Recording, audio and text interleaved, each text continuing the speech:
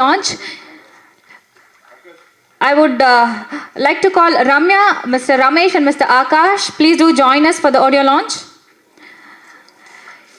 So, Indian Penal Law உடைய audio media மத்தியில் இதோ மக்கள் மத்தியில் இதோ லான்ச் ஆயாச்சு. ஸோ இது ஒரு வெற்றிக்கான ஒரு அடையாளமாக வந்து கருதப்படுது. Congratulations team.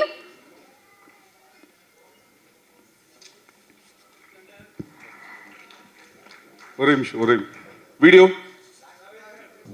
எல்லாருக்கும் வணக்கம்.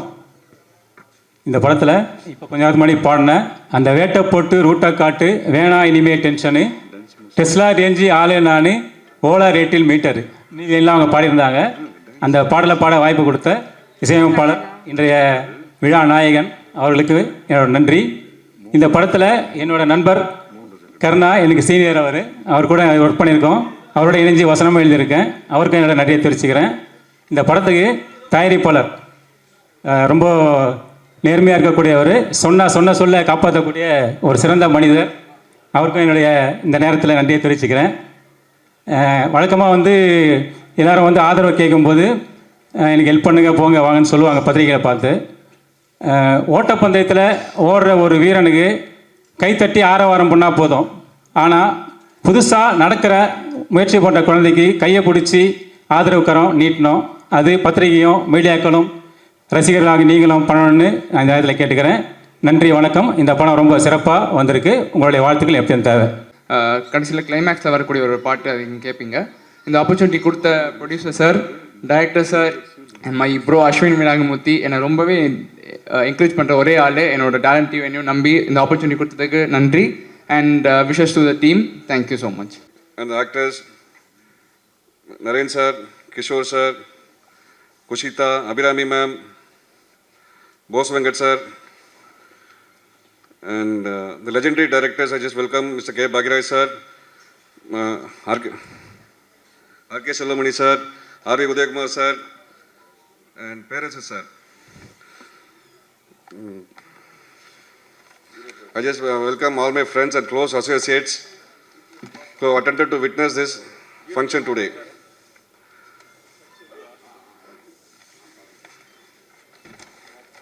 Today the hero of the event is Mr. Ashwin Vinayagamurthy,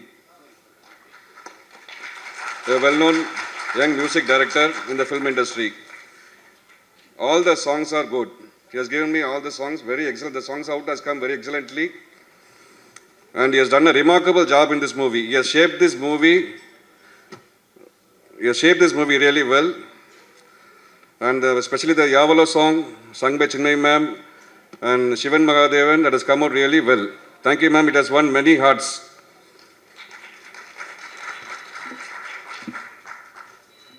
And என்ன இப்போ வாச ஞாபகம் இருக்கா உங்களுக்கு? நான் நீங்கள் மறந்துட்டீங்கன்னு தான் நினச்சேன். பரவாயில்ல, நீங்கள் மறக்கக்கூடாதுன்னு தான் நான் வெயிட் பண்ணேன். அவர் எப்படிங்க மறக்க முடியும்? எங்கள் படத்தில் உள்ள ஹீரோ. அவரை பற்றி பேசணுன்னா இன்னும் பல சாப்டர் பேசிகிட்டு இருக்கலாம். அவர் ஒரு முகத்தை காமிச்சு இந்த படத்தில் பக்காவாக நடிச்சிட்டாரு. இன்னும் பல படம் உங்களுக்கு வரும். செய்ய வேண்டியது சிறப்பாக செஞ்சிட்டீங்க. Best wishes Vasan. அந்த last my director, my close friend, ஒரு 25 வருட கால நண்பர். எனக்கு ஒரு நாள் சும்மா யதார்த்தமாக வந்து என்கிட்ட அந்த கதையை சொன்னார் ஐபிஎல் ஸ்டோரியை பற்றி. நல்லா இருக்க ஒரு real story. It has happen in the life. எல்லாருக்கும் இது நடந்திருக்கும். ஒரு பொது வாழ்க்கையில் நடந்து ஏதோ ஒரு விதத்தில் பாதிக்கப்பட்டு காயப்பட்டு இல்லை அதுலேருந்து மறந்து அதுலேருந்து வெளியே வந்திருப்போம். நாட்டில் நடக்கக்கூடிய சம்பவம் நீங்கள் ட்ரெய்லரை பார்த்தாலே உங்களுக்கு இது புரிஞ்சிருக்கும். ஸோ அந்த மாதிரி ஒரு ஸ்டோரியை சொல்லியிருந்தார். ஸோ பண்ணிருங்கன்னு சொல்லி அது நல்ல அவரும் ஒரு நல்ல முயற்சி பண்ணி நல்ல ஒரு டிபேட் டைரக்டரில் அழகாக பண்ணி கொடுத்துருக்காரு இந்த படத்தை. எப்போவுமே தமிழ் சினிமா, நம்ம ஆடியோ பீப்புள்ஸ் எல்லாமே, ஒரு ப்ரெஸ் பீப்புள்ஸ் எல்லாம் ஒரு நல்ல படம், நல்ல கதை, ரியல் கதை வந்ததுன்னா எப்போவுமே ஆதரிப்பீங்க அதை. ஸோ அதே மாதிரி இந்த படத்தையும் நல்ல உண்மையான கதையை இதை ஆதரிப்பீங்கன்னு நினைக்கிறேன். எல்லாரும் இப்போ இன்னொரு வேண்டுகோள், சின்ன வேண்டுகோள், இது எல்லாரும் கண்டிப்பாக தியேட்டரில் போய் படத்தை பாருங்கள். அப்புறம் ஒரு சின்ன இது லாஸ்ட்டாக சொல்லணுன்னா, இதுக்கெல்லாம் ஆரம்ப காலம்னு ஒரு விதைன்னு ஒன்று இருக்கும். ஒரு விதையை போட்டால் தான் ஒரு மரம் ஒன்று வளரும், ஒரு ஆலமரம் ஒன்று வளரும். ஸோ இந்த மூளை கரு ஒன்று அந்த இந்த சம்பவத்தை பாதிக்கப்பட்ட ஒரு ஆள் யாருன்னா இந்த படத்தில் இதில் ஒரு மார்ட்டின் சுரேஷன், அவரும் என் நண்பர் தான். அவர் எங்கே இருக்கான்னு தெரியல. இப்போது அவரை வர சொல்லியிருந்தேன், எங்கே இருக்காருன்னு தெரியல. அவரும் இதுக்கு ஒரு மூல காரணம். 5 வருடத்துக்கு முன்னாடி இந்த கொரோனா டைமில் இவர் தான் அந்த சம்பவத்தில் பாதிக்கப்பட்ட ஆள். ஸோ அந்த பேஸ்ட் ஆன ஸ்டோரி, ட்ரூ ஸ்டோரி, அதை அப்படியே இன்ஸ்பைர் பண்ணி அப்படி நிறையா ஸ்டோரிஸ் வச்சு கனெக்ட் பண்ணி நம்ம டைரக்டர் ஒரு சிறப்பான படத்தை கொடுத்துட்டார்.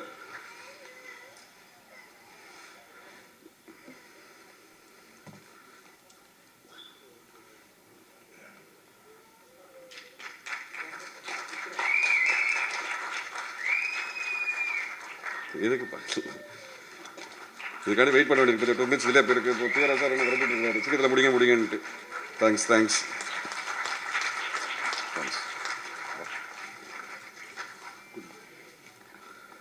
And especially thanks mister Kishore sir, Abhirami ma'am, best performance பண்ணிங்க 2 பேரும் இந்த படத்தில். So Kushitha, you have also done a good job. Thank you so much. எல்லாத்துக்கும் வணக்கம், நன்றி. இந்த படம் மிக சிறப்பாக வந்திருக்கிறனால நிக்கல் சார் சொல்கிற மாதிரி இந்த படம் எங்கள் ஓன் ரிலீஸ்லேயே நாங்களே ரிலீஸ் பண்ணுறோம். இந்த படத்தை தமிழ்நாடு ஃபுல்லாக நாங்கள் ரிலீஸ் பண்ணுறோம். நல்ல உங்கள் ஆதரவு எனக்கு கண்டிப்பாக தேவை. Thank you ma'am, thank you so much.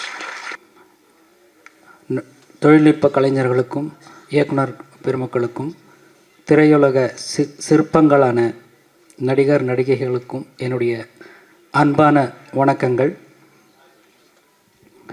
IPL இந்த படத்தை பற்றி சொல்லணுன்னா அஸ்வின் விநாயகமூர்த்தி அண்ட் கருணாநிதி சார் 2 பேருக்கும் என்னுடைய நன்றிகள்.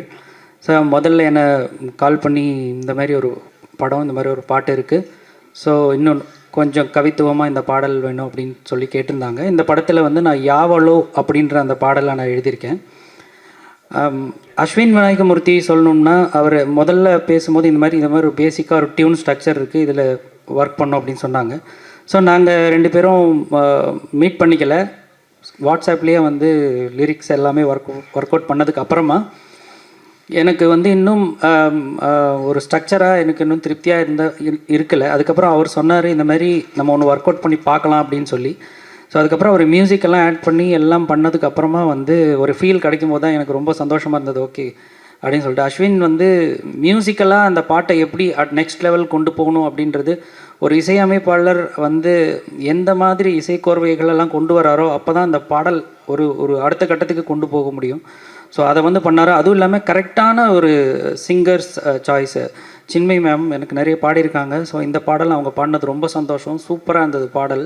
அதே மாதிரி சிவம் மகாதேவன் அவரும் வந்து பார்த்திங்கன்னா அப்படியே சங்கர் மகாதேவன் சார் பாடின மாதிரியே இருக்க கேட்குறதுக்கு.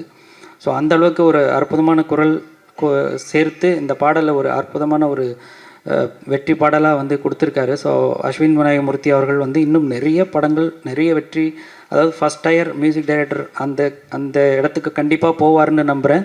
ஸோ கண்டிப்பாக அவருடைய எல்லா படத்துலையும் நான் இருப்பேன்னு சொல்லி நம்புகிறேன். அவருக்கும் என்னுடைய வாழ்த்துக்கள்.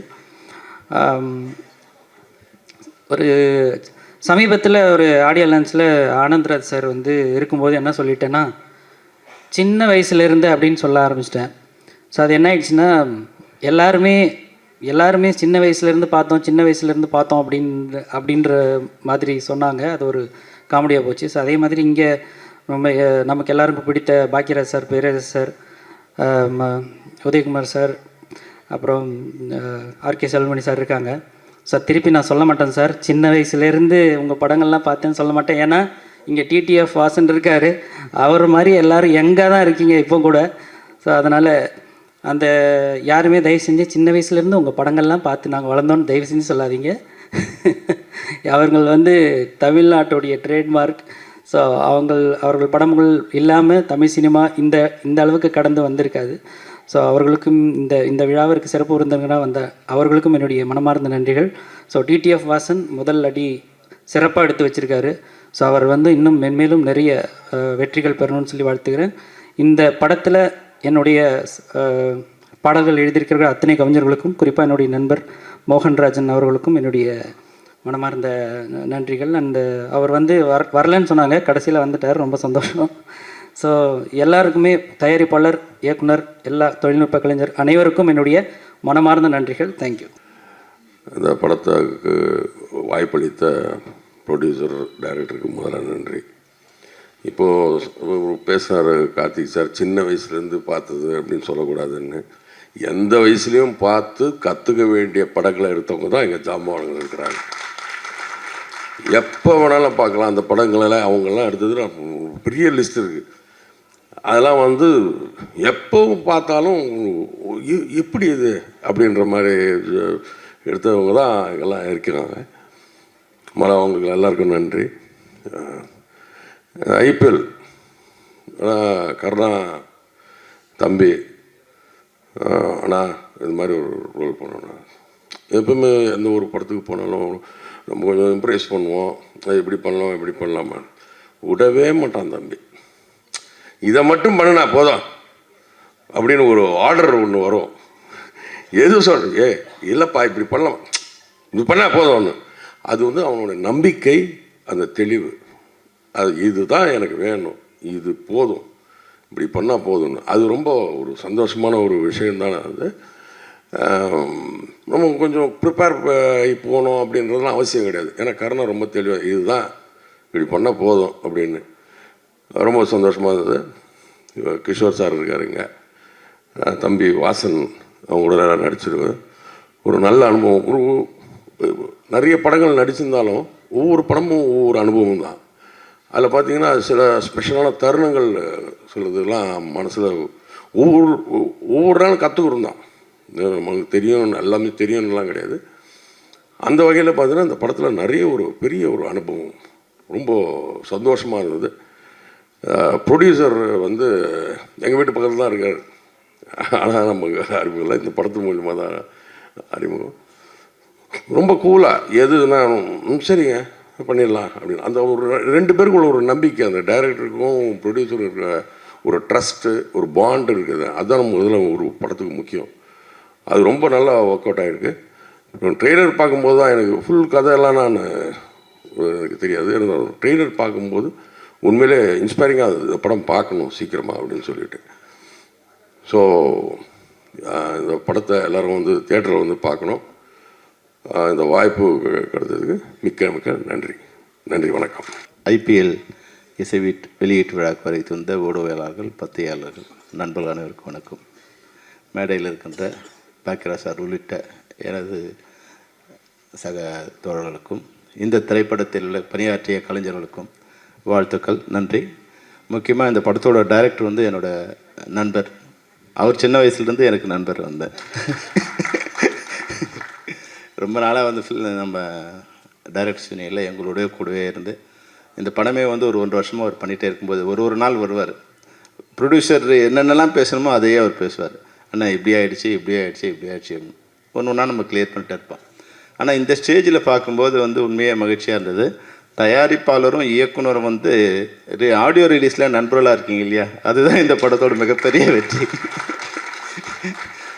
பல திரைப்படங்களுக்கு வந்து டைரக்டர் எங்கிட்ட கம்ப்ளைண்ட் பண்ணுவாங்க, சார் என்ன ஆடியோ ரிலீஸ் கூப்பிடவே இல்லை சார் அப்படின்னு பண்ணுவாங்க. எங்களுக்கு டைரக்டர் சொன்னீங்களா. ப்ரொடியூசர் கவுன்சிலில் வந்து அங்கே கம்ப்ளைண்ட் பண்ணுவாங்க, சார் எங்கள் ஆடியோ ரிலீஸுக்கு டைரக்டரே வரல சார், இப்போ ஷூட்டிங் முடிச்சுட்டு போயிட்டார் சார் அப்படின்னு. ஆனால் இந்த மேடையில் 2 பேரும் நண்பர்களாக இருந்து, அதுவும் வந்து நம்ம ஒரு ப்ரொடியூசர் வந்து சிரிச்ச முகத்தோடு எல்லாருக்கும் வந்து கிஃப்ட் கொடுக்கும்போதே வந்து அது என்ன கிஃப்டாக இருந்தாலும் அப்போ சந்தோஷமாக இருக்காங்க. அது மட்டும் இல்லாமல் கான்ஃபிடென்ஸாக வந்து இதை நானே தமிழ்நாடு முழுக்க ரிலீஸ் பண்ணுறேன்னு வந்து பெருமையாகவும் சந்தோஷமாகவும் சொன்னார். ஸோ நரேன் சொன்னார் இல்லையா, கான்ஃபிடென்ட் வந்து நம்ம டைரக்டர் கொஞ்சம் அதிகம்னு, அதை விட அதிகமான கான்ஃபிடென்ட் வந்து தயாரிப்பாளர் இருக்குது. அந்த வகையில் தயாரிப்பாளருக்கு என்னுடைய வாழ்த்துக்கள். அதுபோல் இந்த உண்மையிலே இந்த நிகழ்ச்சிக்கு வந்தபோது ஒரு நல்ல விஷயம் என்னென்னா, எல்லோரும் வந்து இப்போ பத்திரிகாரங்க நீங்கள் வந்து ப்ரொமோட் பண்ணுங்கள், நீங்கள் ப்ரொமோட் பண்ணுங்கள், அவங்க ப்ரொமோட் பண்ணுங்கன்னு சொல்லுவாங்க. ஆனால் அந்த யூனிட்டில் இருக்கிற யாருமே அதுக்கு வரமாட்டாங்க. ஹீரோ வரமாட்டாங்க, ஹீரோயின் வரமாட்டாங்க, டெக்கரேஷன் வரமாட்டாங்க. ஆனால் இதில் வந்து வித்தியாசமாக அஸ்வின் வந்து மேலே இருந்து எல்லாரையும் பாட வச்சு, இது நாங்கள் பேசுகிறத விட நீங்கள் பண்ண ப்ரொமோஷன் தான் வந்து எல்லாரையும் போய் சேரும்.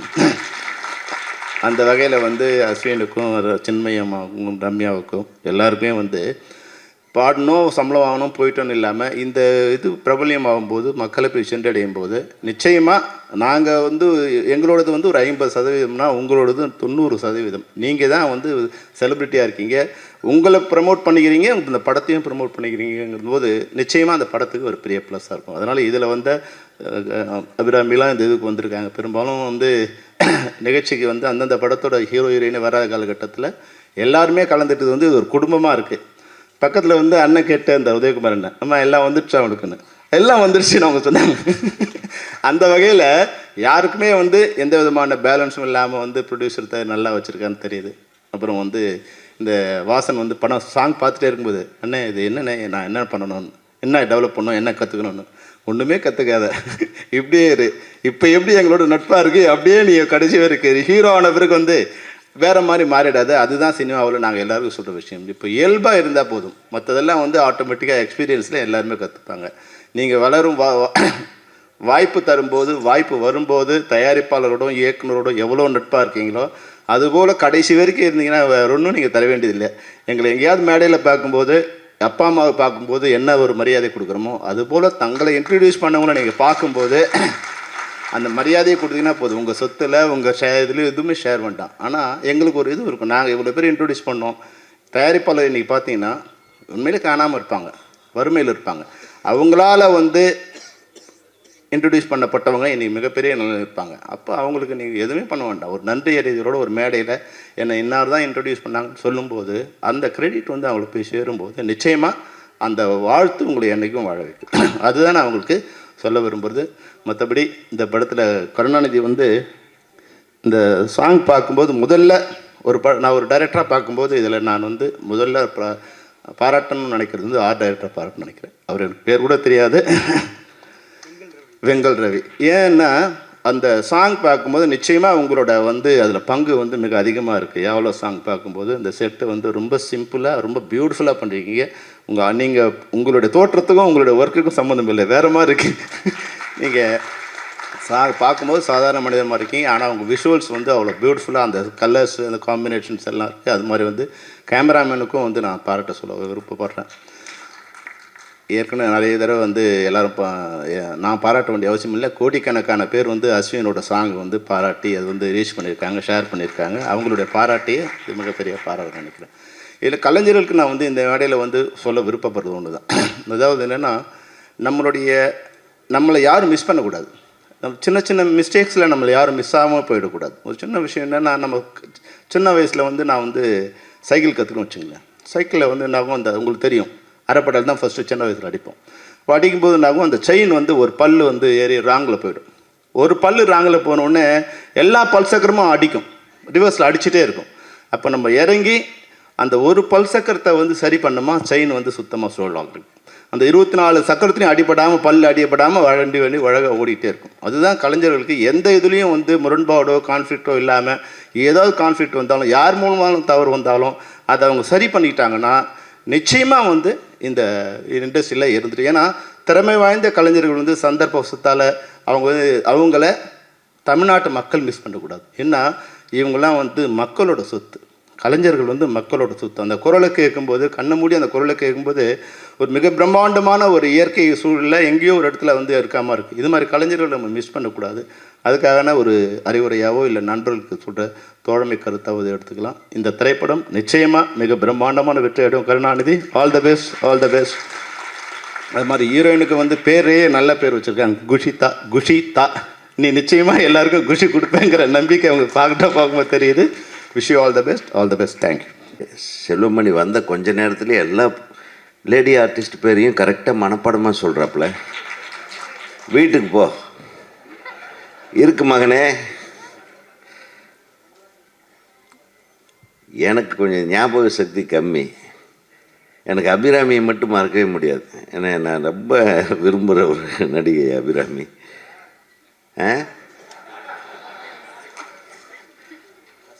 she is ever smiling, ever beautiful. என் ஒரு படத்தில் நடிக்க வேண்டியிருந்தது. கார்த்திக் சாரும் அபிராமியும் உலகை விலை பேசவான்னு ஒரு படம் ஆரம்பித்தோம். அது சில துரதிருஷ்டவசத்தால் அந்த படம் ஆகலை. அதுக்கு அவங்கள தான் நான் ஹீரோயினாக புக் பண்ணியிருந்தேன். அதை சொல்ல வரேன். நான் அந்த பாடல்கள் எல்லாம் ரொம்ப நல்லாயிருக்கும். இவங்கள நினச்சே சில பாட்டெல்லாம் எழுதியிருந்தேன், அதுக்காக சொன்னேன். அடுத்தது எங்கள் ஊர்லேருந்து ஒரு பையன் நல்ல பரட்டு தலையோட தாறுமாறாக பைக் ஓட்டிட்டு கண்ணா பின்னான்னு கண்ட இடத்துல கேஸை போட்டு ஒரே ரகலை பண்ணிட்டு இருந்த ஒரு பையன் இங்கே வந்து தாறுமாறாக காரு ஓட்டுறாங்க போல இருக்கு. என்னன்னு நினைக்கிறேன், என்னன்னு எனக்கு புரியல. பட் திடீர்னு ஒரு நடிகன் ஆகியிருக்காரு அப்படின்னு ஒன்றே எனக்கு ரொம்ப சந்தோஷம். பொதுவாகவே கோயம்புத்தூர்காரங்க ஏதோ ஒரு லொல்லு பண்ணி உள்ளே வந்துடுவாங்க. அதில் நீ பண்ண லொல்லில் நீ இங்கே சினிமாவுக்கு வந்திருக்கிற. உன்னால் இந்த திரையுலகம் மேம்பட வேண்டும், திரையுலகத்தில் நீயும் நன்றாக வளர வேண்டும் என்று அன்போடு வாழ்த்துகிறேன். தயாரிப்பாளர் செல்வமணி சொன்ன மாதிரி ரொம்ப சந்தோஷமாக இருந்தார். அப்படியே இருங்க. நான் கொஞ்ச நாளாகவே வந்து சினிமா சரியில்லை, தியேட்டருக்கு கிடைக்கிறது இல்லை, ஆச்சா பூச்சா சரியா இதை கொஞ்சம் கரெக்ட் பண்ணணும், இப்படியெல்லாம் பேசிகிட்டு இருப்போம். நாங்கள் எங்கே போனாலும் ஒரு சினிமா சரியில்லாத மாதிரி இந்த திரைப்பட குழுவினரை பார்க்கும்போது எவன் சொன்னான் சினிமா சரியில்லைன்னு? சூப்பராக இருக்குது சினிமா, சூப்பராக இருக்குது. ஏன்னா அந்த கான்ஃபிடென்ஸ் தான். நானே எடுக்கிறேன், நானே ரிலீஸ் பண்ணுறேன். தியேட்டரில் போய் படம் பாருங்கன்னு ஃபஸ்ட்டு படத்துலேயே ஒரு கமாண்டிங் பொசிஷனில் ஒரு தயாரிப்பாளர் சந்தோஷமாக இருக்காருன்னா அதை நான் வரவேற்கிறேன். அந்த மாதிரி ஒரு சினிமா தான். ஏன்னா பாக்கியராஜ் சார் நான் வந்து அவரை பார்த்து வளர்ந்தவன். அந்த சின்ன வயசில் என்னெல்லாம் சொல்ல வரல. நான் காலேஜில் படிக்கும்போது அவர் எங்கள் மேட்டுப்பாளையத்தில் ஒரு படம் எடுத்துகிட்டு இருக்கிறார். இந்த மேட்டுப்பாளையம் தான் எங்களுக்கு பெரிய பாரதி ராஜாவும் அதே ஊரில் வந்து நேற்று கிழக்கே போகும் ரயில் படத்து ஷூட்டிங்கில் அந்த பாஞ்சாலி இந்த ட்ரெயின் போகிற சீக்வன்ஸ் எல்லாம் நான் பார்த்துட்ருப்பேன். அதுக்கப்புறம் அதே மேட்டுப்பாளையத்தில் அவர் வந்து ஒரு படம் எடுத்தார், முதல் படம். சூப்பராக இருந்த. சும்மா சாதாரணமாக ஒரு ஒரு வாசல், ஒரு டெய்லர் கடை அப்படின்னு வச்சுட்டு நம்ம வாழ்வியல் விஷயங்களை அந்த தெருவுக்குள்ளே, அந்த சின்ன ஊருக்குள்ளே நடக்கிற ஒரு சின்ன அந்த காதல் வயப்பட்டு ஒரு வேலையில் அதை பையன் வேலை வெட்டியாக சுற்றிட்டு இருக்கிற ஒருத்தன் காதல் வந்தால் எப்படி இருக்குன்றதை வச்சுட்டு எவ்வளோ அழகான ஸ்க்ரீன் ப்ளே பண்ணி மிகப்பெரிய வெற்றிகளை கொடுத்த ஒரு பாக்கியராஜ் சார். ஸோ பாரதி ராஜா பாக்கியராஜ் வரிசையில் நிறைய பேர் வந்தாலும் இன்றைக்கி நம்ம அவங்கள பற்றி பேசுகிறோன்னா அவங்களுடைய க்ரியேஷன், அவங்களுடைய யதார்த்தமான அந்த வாழ்வியல் வெளிப்பாடுகள் தான்.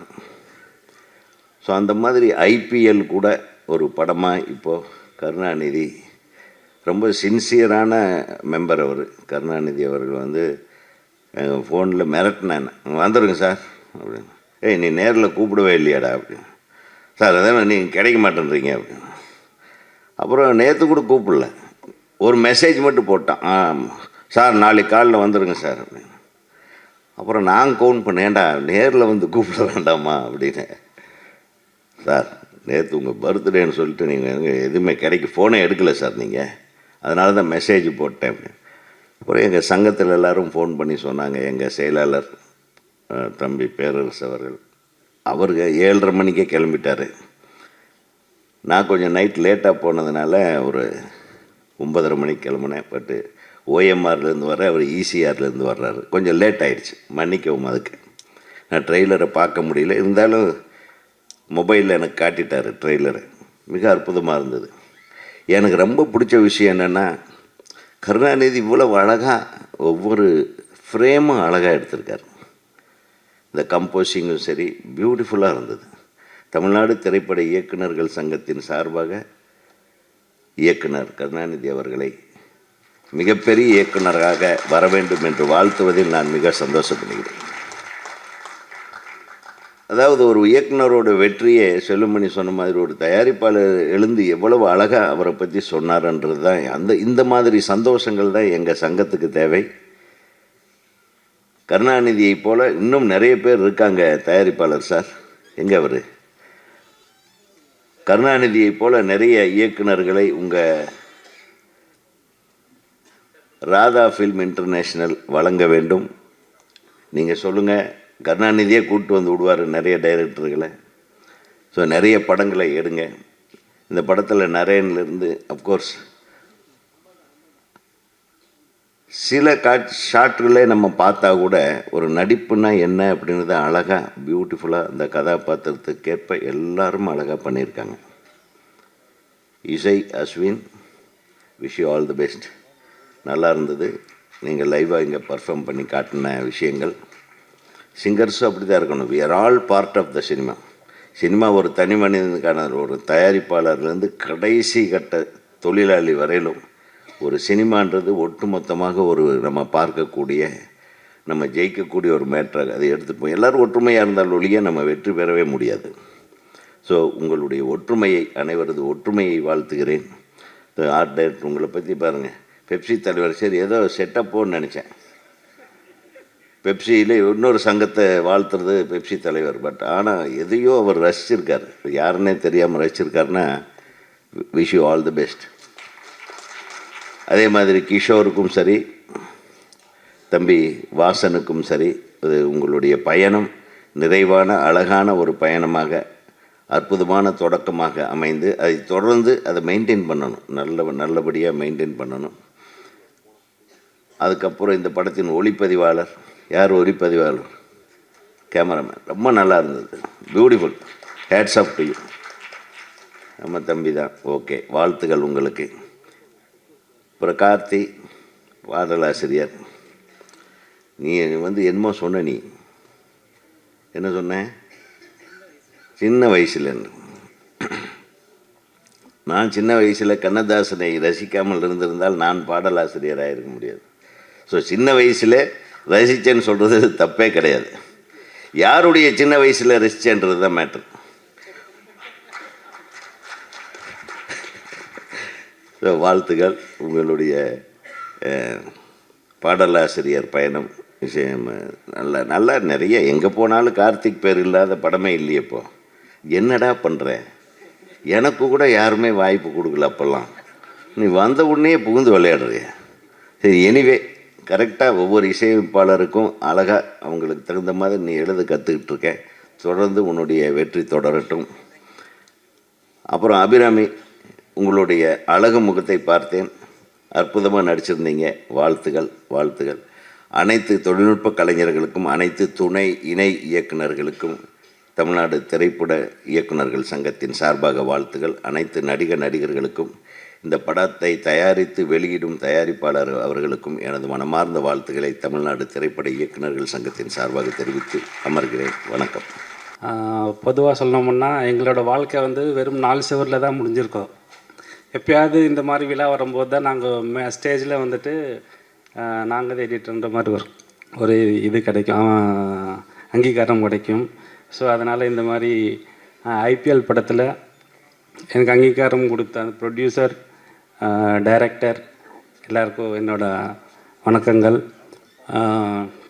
இந்த விழாவோட நாயகன் மியூசிக் டைரக்டர், அவர் இந்த சாங்கு நல்லா பண்ணியிருக்காரு எல்லாத்துமே. அதே மாதிரி கொஞ்சம் படபடமாக இருக்குது.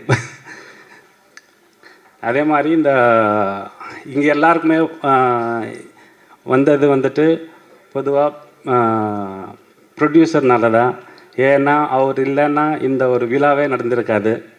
ஸோ அவருக்கு வணக்கம், தேங்க்யூ. என்னுடைய debut movie, first of all எங்களுடைய ப்ரொடியூசர் சார், டைரக்டர் சார், நல்ல சாங் கொடுத்த எங்கள் மியூசிக் டைரக்டர் எல்லாருக்கும் நன்றி. இவ்வளோ பேர் பெரிய பெரிய ஆளுங்க உட்காந்துருக்காங்க, அவங்க முன்னாடி பேசும்போதே எனக்கு கொஞ்சம் வேர்க்குது. ஓகே, இந்த 2 சாங்குமே எனக்கு ரொம்ப ஒரு சேலஞ்சிங்கான சாங். ஏன்னா ரெண்டுமே பயங்கரமான சாங்கு. இந்த சாங்கை எப்படியாச்சும் இட்டு கொடுத்துடணும், என்னை நம்பி கொடுக்குறாங்க. என்னுடைய டெபியூட் மூவி, இதில் நான் எந்த ஒரு தப்பும் பண்ணிடக்கூடாதுன்னும் போது எனக்கு ரொம்ப ஹெல்ப்ஃபுல்லாக இருந்த என் அசிஸ்டன்ஸ், என்னுடைய டான்சர்ஸ், ப்ளஸ் எங்களுடைய கேமராமேன் மணி ப்ரோ, அப்புறம் எங்களுடைய ஆர்டிஸ்ட் வாசன் அண்ட் குஷிதா எனக்கு ரொம்ப ஹெல்ப்ஃபுல்லாக இருந்தாங்க. நான் எது சொன்னாலுமே பண்ணுறேன் மாஸ்டர், ப்ராக்டிஸ் பண்ணுறேன், ரிஹர்சல் பண்ணி இன்றைக்கி இந்த விஷுவல்ஸ் நல்லாவே வந்திருக்கு. நீங்கள் பார்த்தீங்க. நீங்கள் எல்லாருமே இதுக்கு அவங்களுடைய டேலண்ட்டுக்கும் எங்கள் எல்லாருக்கும் இந்த படத்துக்கும் நல்ல ஒரு சப்போர்ட் கொடுங்கன்னு உங்களை கேட்டுக்கிறேன். இந்த வாய்ப்புகள் கொடுத்த எல்லாருக்கும் நன்றி. இது எல்லாத்துக்குமே கிடைக்கிறதுக்கு ஒரு கிரியேட்டிவ் டைரக்டர் இருக்கார், அவர் தமிழ் அண்ணான்ட்டு, அவர் இங்கே தான் இருக்கார். அவருக்கு நான் ரொம்ப ரொம்ப நன்றி சொல்கிறேன். ஏன்னா அவர் தான் என்னை கூட்டிகிட்டு இவ்வளோ பெரிய டீம் கிட்டே என்னை இன்ட்ரடியூஸ் பண்ணது. ஸோ அதுக்கு நான் என்றைக்குமே தேங்க்யூண்ணா, தேங்க்யூ. இந்த சாங்ஸ் பாருங்கள், நல்லா இருக்கும், பிடிச்சிருக்கும். எனக்கு தெரிஞ்ச வித்தைகளை என் குருக்கள் பிருந்தா மாஸ்டர், சாண்டி மாஸ்டர், இவங்ககிட்ட தான் நான் இவ்வளோ வருஷம் ஒர்க் பண்ணேன். அவங்க கிட்ட கற்றுக்கினதை ஏதோ எனக்கு தெரிஞ்சதை கொஞ்சம் நான் பண்ணியிருக்கேன். ஆனால் உறுதியாக சொல்கிறேன், இது நல்லாயிருக்கும். இது கண்டிப்பாக நல்லாயிருக்கும். நீங்கள் பாருங்கள், இந்த படத்தையும் பாருங்கள், எல்லாரையும் சப்போர்ட் பண்ணுங்கள். இந்த ஆப்பர்ச்சுனிட்டி கொடுத்த எல்லாருக்குமே தேங்க்யூ. மேடையில் ஒரு முக்கியமான விஷயத்த சொல்லணும். பாக்யராஜ் சார், உங்களை பிடிக்காதவங்க யாருமே இருக்க மாட்டாங்க. என்னை அறிமுகப்படுத்தினது உங்களுடைய அசிஸ்டன்ட், உங்களுடைய உதவியாளர் பாலு சார் தான். அவர் தான் முன்னாடி இருக்கார். அதை நான் இந்த இடத்துல சொல்லியே ஆகணும். ஏன்னா அவரோட முதல் படம் யாதுமாகி, அந்த படத்தின் மூலிமா தான் நான் திரைத்துறைக்கே நான் முதல் பாடல் மூலிமா வந்தேன். இப்போ நான் ஒரு 500 பாடல் பக்கமாக எழுதியிருக்கேன். அதோட முதல் படி பாலு சார்னு சொல்கிறதுல நான் ரொம்ப ஹாப்பியாக இருக்கேன். அவரோட ஒரு டீம் தான் கருணா சார். அவங்க எல்லாமே ஒரு நண்பர்கள். இந்த படத்தில் நானும் ஒரு பாடல் பண்ணியிருக்கேங்கிறதுல இந்த நேரத்தில் சொல்கிறதுல ரொம்ப ரொம்ப எனக்கு மகிழ்ச்சி. சார், பாக்யராஜ் சார், உங்களுடைய அந்த விழுதுகளில் நானும் ஒன்றா இருக்கிறதுல இந்த இடத்துல சொல்கிறதுல ரொம்ப பெருமையாக இருக்குது. அதுக்கப்புறம் என்னோடய அடுத்த படமாக வந்தது பயமறியான் அப்படிங்கிற ஒரு படம். அதில் எனக்கு கிஷோர் சாருக்கு நான் ஒரு பாடல் எழுதியிருப்பேன். எல்லாமே எனக்கு மலரும் நினைவுகளாக வந்துட்டு போகுது. இதை நான் இங்கே பதிவு பண்ணுறதுல ரொம்ப பெருமையாக இருக்குது. அதுக்கப்புறம் அஸ்வின் விநாயகமூர்த்தி, இந்த படத்தோட இசையமைப்பாளர். இந்த படத்துக்கு பாட்டு டியூன் அமைச்சதுக்கப்புறம் நான் அவரோட பேசணும்னு நினச்சேன். அதுக்கு முன்னாடி அவரோட ஒர்க்கெலாம் பார்க்கும்போது ரொம்ப கமர்ஷியலாக இருக்கார். ஆனால் நம்ம பாட்டு ரொம்ப கதை சார்ந்து இருக்கு. நம்ம எப்படி அவரோட கனெக்ட் ஆக போகிறோன்னு பார்த்தோம். ஆனால் கருணா சாரை மீட் பண்ணிட்டு அப்புறம் அவர் ஒரு நைட்டு ஒரு 9 மணிக்கு கால் பண்ணார். அவரோட பேசுகிறதுக்கு அப்புறம் தான் தெரிஞ்சுது அவர் எந்த பாட்டுக்கு என்ன தேவைங்கிறதுல ரொம்ப கிளியராக இருக்கிற ஒரு இசையமைப்பாளர். எனக்கு ரொம்ப ரொம்ப ஒரு பிடித்த இசையமைப்பாளர். கூடிய சீக்கிரத்தில் உங்களையும் நடிகர் ஆக்கிடுவாங்கன்னு நினைக்கிறேன். ரொம்ப ஹேண்ட்ஸமாக இருக்கீங்க தலைவா, வாழ்த்துக்கள். இதில் ஒரு காத்தோடு போகுமா அப்படின்னு ஒரு பாட்டு கேட்டிருப்பீங்க. எவ்வளோ தூரம் நீங்கள் ஃபஸ்ட் டைம் கேட்குறனால லிரிக்ஸ் கவனிச்சிங்கன்னு தெரியல. அதில் பார்த்திங்கன்னா, நிர்கதியாக நிற்கிற ஒரு மனுஷனோட அவனுக்கு ஒரு மோட்டிவேட் பண்ணணும், இன்னொன்று அவங்க தோளில் கையை போட்டு பேசுகிற மாதிரி இருக்கணுங்கிறதுனால. இப்போ ஊர்லெல்லாம் பார்த்திங்கன்னா, நான் 2000க்கு முன்னாடி நான் பிறந்து வளர்ந்ததெல்லாம் ஒரு கிராமம் தான். அப்போ பார்த்திங்கன்னா விடுமுறை டைம்லலாம் ஒரு காடு மாதிரி ஒரு ஏரியாவுக்கு போயிடுவோம். அங்கே ஜாலியாக யாரும் இல்லாத போது நம்ம காற்று நம்ம கூட பேசுகிற மாதிரி அந்த எக்ஸ்பீரியன்ஸ்லாம் நான் ஃபீல் பண்ணியிருக்கேன். அது எப்படியாவது ஒரு படத்துலையாவது பாடலாக வைக்கணும்னு நான் ரொம்ப ரொம்ப ஆசைப்பட்டு ஒரு குருவி மாதிரி சேர்த்து வச்சுருந்த ஒரு ஐடியா. அது இந்த படத்தில் சரணத்தில் என்னால் எழுத முடிஞ்சது.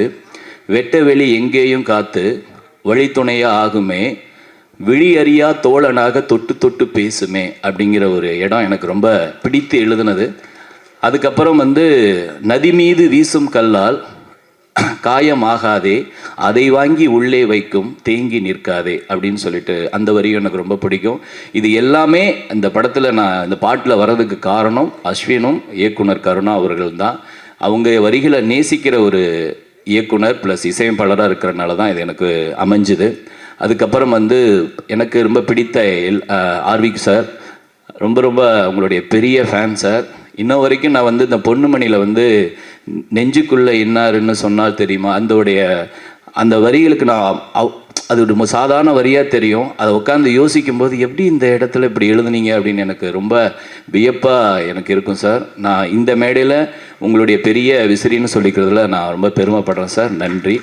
அதே மாதிரி போஸ் வெங்கடண்ணா எனக்கு ரொம்ப பிடித்த ஆக்டர் அண்ட் டைரக்டர். அவரோட சார் படத்தில் நான் இடம்பெற முடியாமல் போச்சு. இருந்தாலும் அவரோட ஒரு வாரம் நான் ட்ராவல் ஆகியிருக்கேன். எனக்கு ரொம்ப ரொம்ப பிடித்த ஒரு பர்சனலாக பழகும்போது உண்மையாலுமே ஒரு அண்ணாவாக நான் ஃபீல் பண்ணி பழகிற ஒரு நடிகரன் இயக்குனர். ரொம்ப சந்தோஷம்ண்ணா. அதுக்கப்புறம் ஒரு நாளில் சோசியல் மீடியாவில் ஒரு பேர் அடிப்படுது. யார்ப்பா அப்படின்னு பார்த்தா டிடிஎஃப் வாஷன் அப்படி. யார்ப்பா அது உண்மை புரியல, இந்த 2K கிட்ஸ் எங்கே தான் போகுது அப்படின்னு சொல்லிட்டு அப்போல்லாம் பெரிய விவாதமெல்லாம் வந்தது. அப்படி ஒரு வைரலான ஒரு பையன் இன்னைக்கு சினிமாவுக்குள்ளே என்ட்ரி ஆகியிருக்காரு. வாழ்த்துக்கள் தம்பி. கண்டிப்பாக பெரிய இன்னும் உயரத்தை தொடணும். சினிமா வேறு. கண்டிப்பாக இதை நீங்கள் ஆர்வி சார் நம்ம இவகிட்ட அடிக்கடி பக்கத்தில் இருக்கவங்ககிட்ட கேட்டு இல்லைங்க இல்லையா, செல்வமணி சார்கிட்ட நான் என்ன பண்ணணும் இதே தேடலோடு இருங்க. கண்டிப்பாக சினிமா உங்களை பெரிய உயரத்தில் கொண்டு போய் நிறுத்தும். எல்லாமே அப்படி தான் நாங்கள் வந்திருக்கோம். அதுக்கப்புறம் கு கார்த்திக், என்னுடைய சக பாடலாசிரியர். எங்களுக்கெல்லாம் ஒரு சின்ன ஒரு ஏக்கம் இருக்கும், மிஸ்கின் சார் மாதிரி கண்ணாடி போட்டு இப்போ இருக்கிற ஒரு பாடலாசிரியராக இருக்கிறதுல எனக்கு ரொம்ப எனக்கு மிஸ்கின் சாரையும் ரொம்ப பிடிக்கும், கார்த்திக் ரொம்ப பிடிக்கும். இப்போ அதுக்கப்புறம் வந்து ஒரு கூலிங் கிளாஸ் போட்ட ஒரு பாடலாசிரியராக இருக்கிறதுல எனக்கு ரொம்ப ஹாப்பி. உங்களை பார்த்தோன்னே நான் மிஸ்கின் சார் வந்திருக்காருன்னு ஃபஸ்ட்டு எனக்கு தோணுச்சு. ரொம்ப ஹாப்பி. இந்த இடத்துல நான் இருக்கிறதுக்கு காரணமாக இருந்த என்னுடைய முதல் இயக்குனர் பாலு சாருக்கு சார் மறுபடியும் நன்றி சொல்லி நான் முடிக்கிறேன் சார். எப்பயுமே நான் அந்த வார்த்தையை சொல்லுவேன், உங்ககிட்ட ஞாபகம் இருக்கான்னு தெரில, உங்களுடைய பிளெஸ்ஸிங்கோட ஒரு ரூபா வாங்கி நான் உங்ககிட்ட அது இன்னும் பத்திரமா வச்சுருக்கேன், அது எப்பயுமே வச்சுருப்பேன். நன்றி சார். இங்கே வந்திருக்கக்கூடிய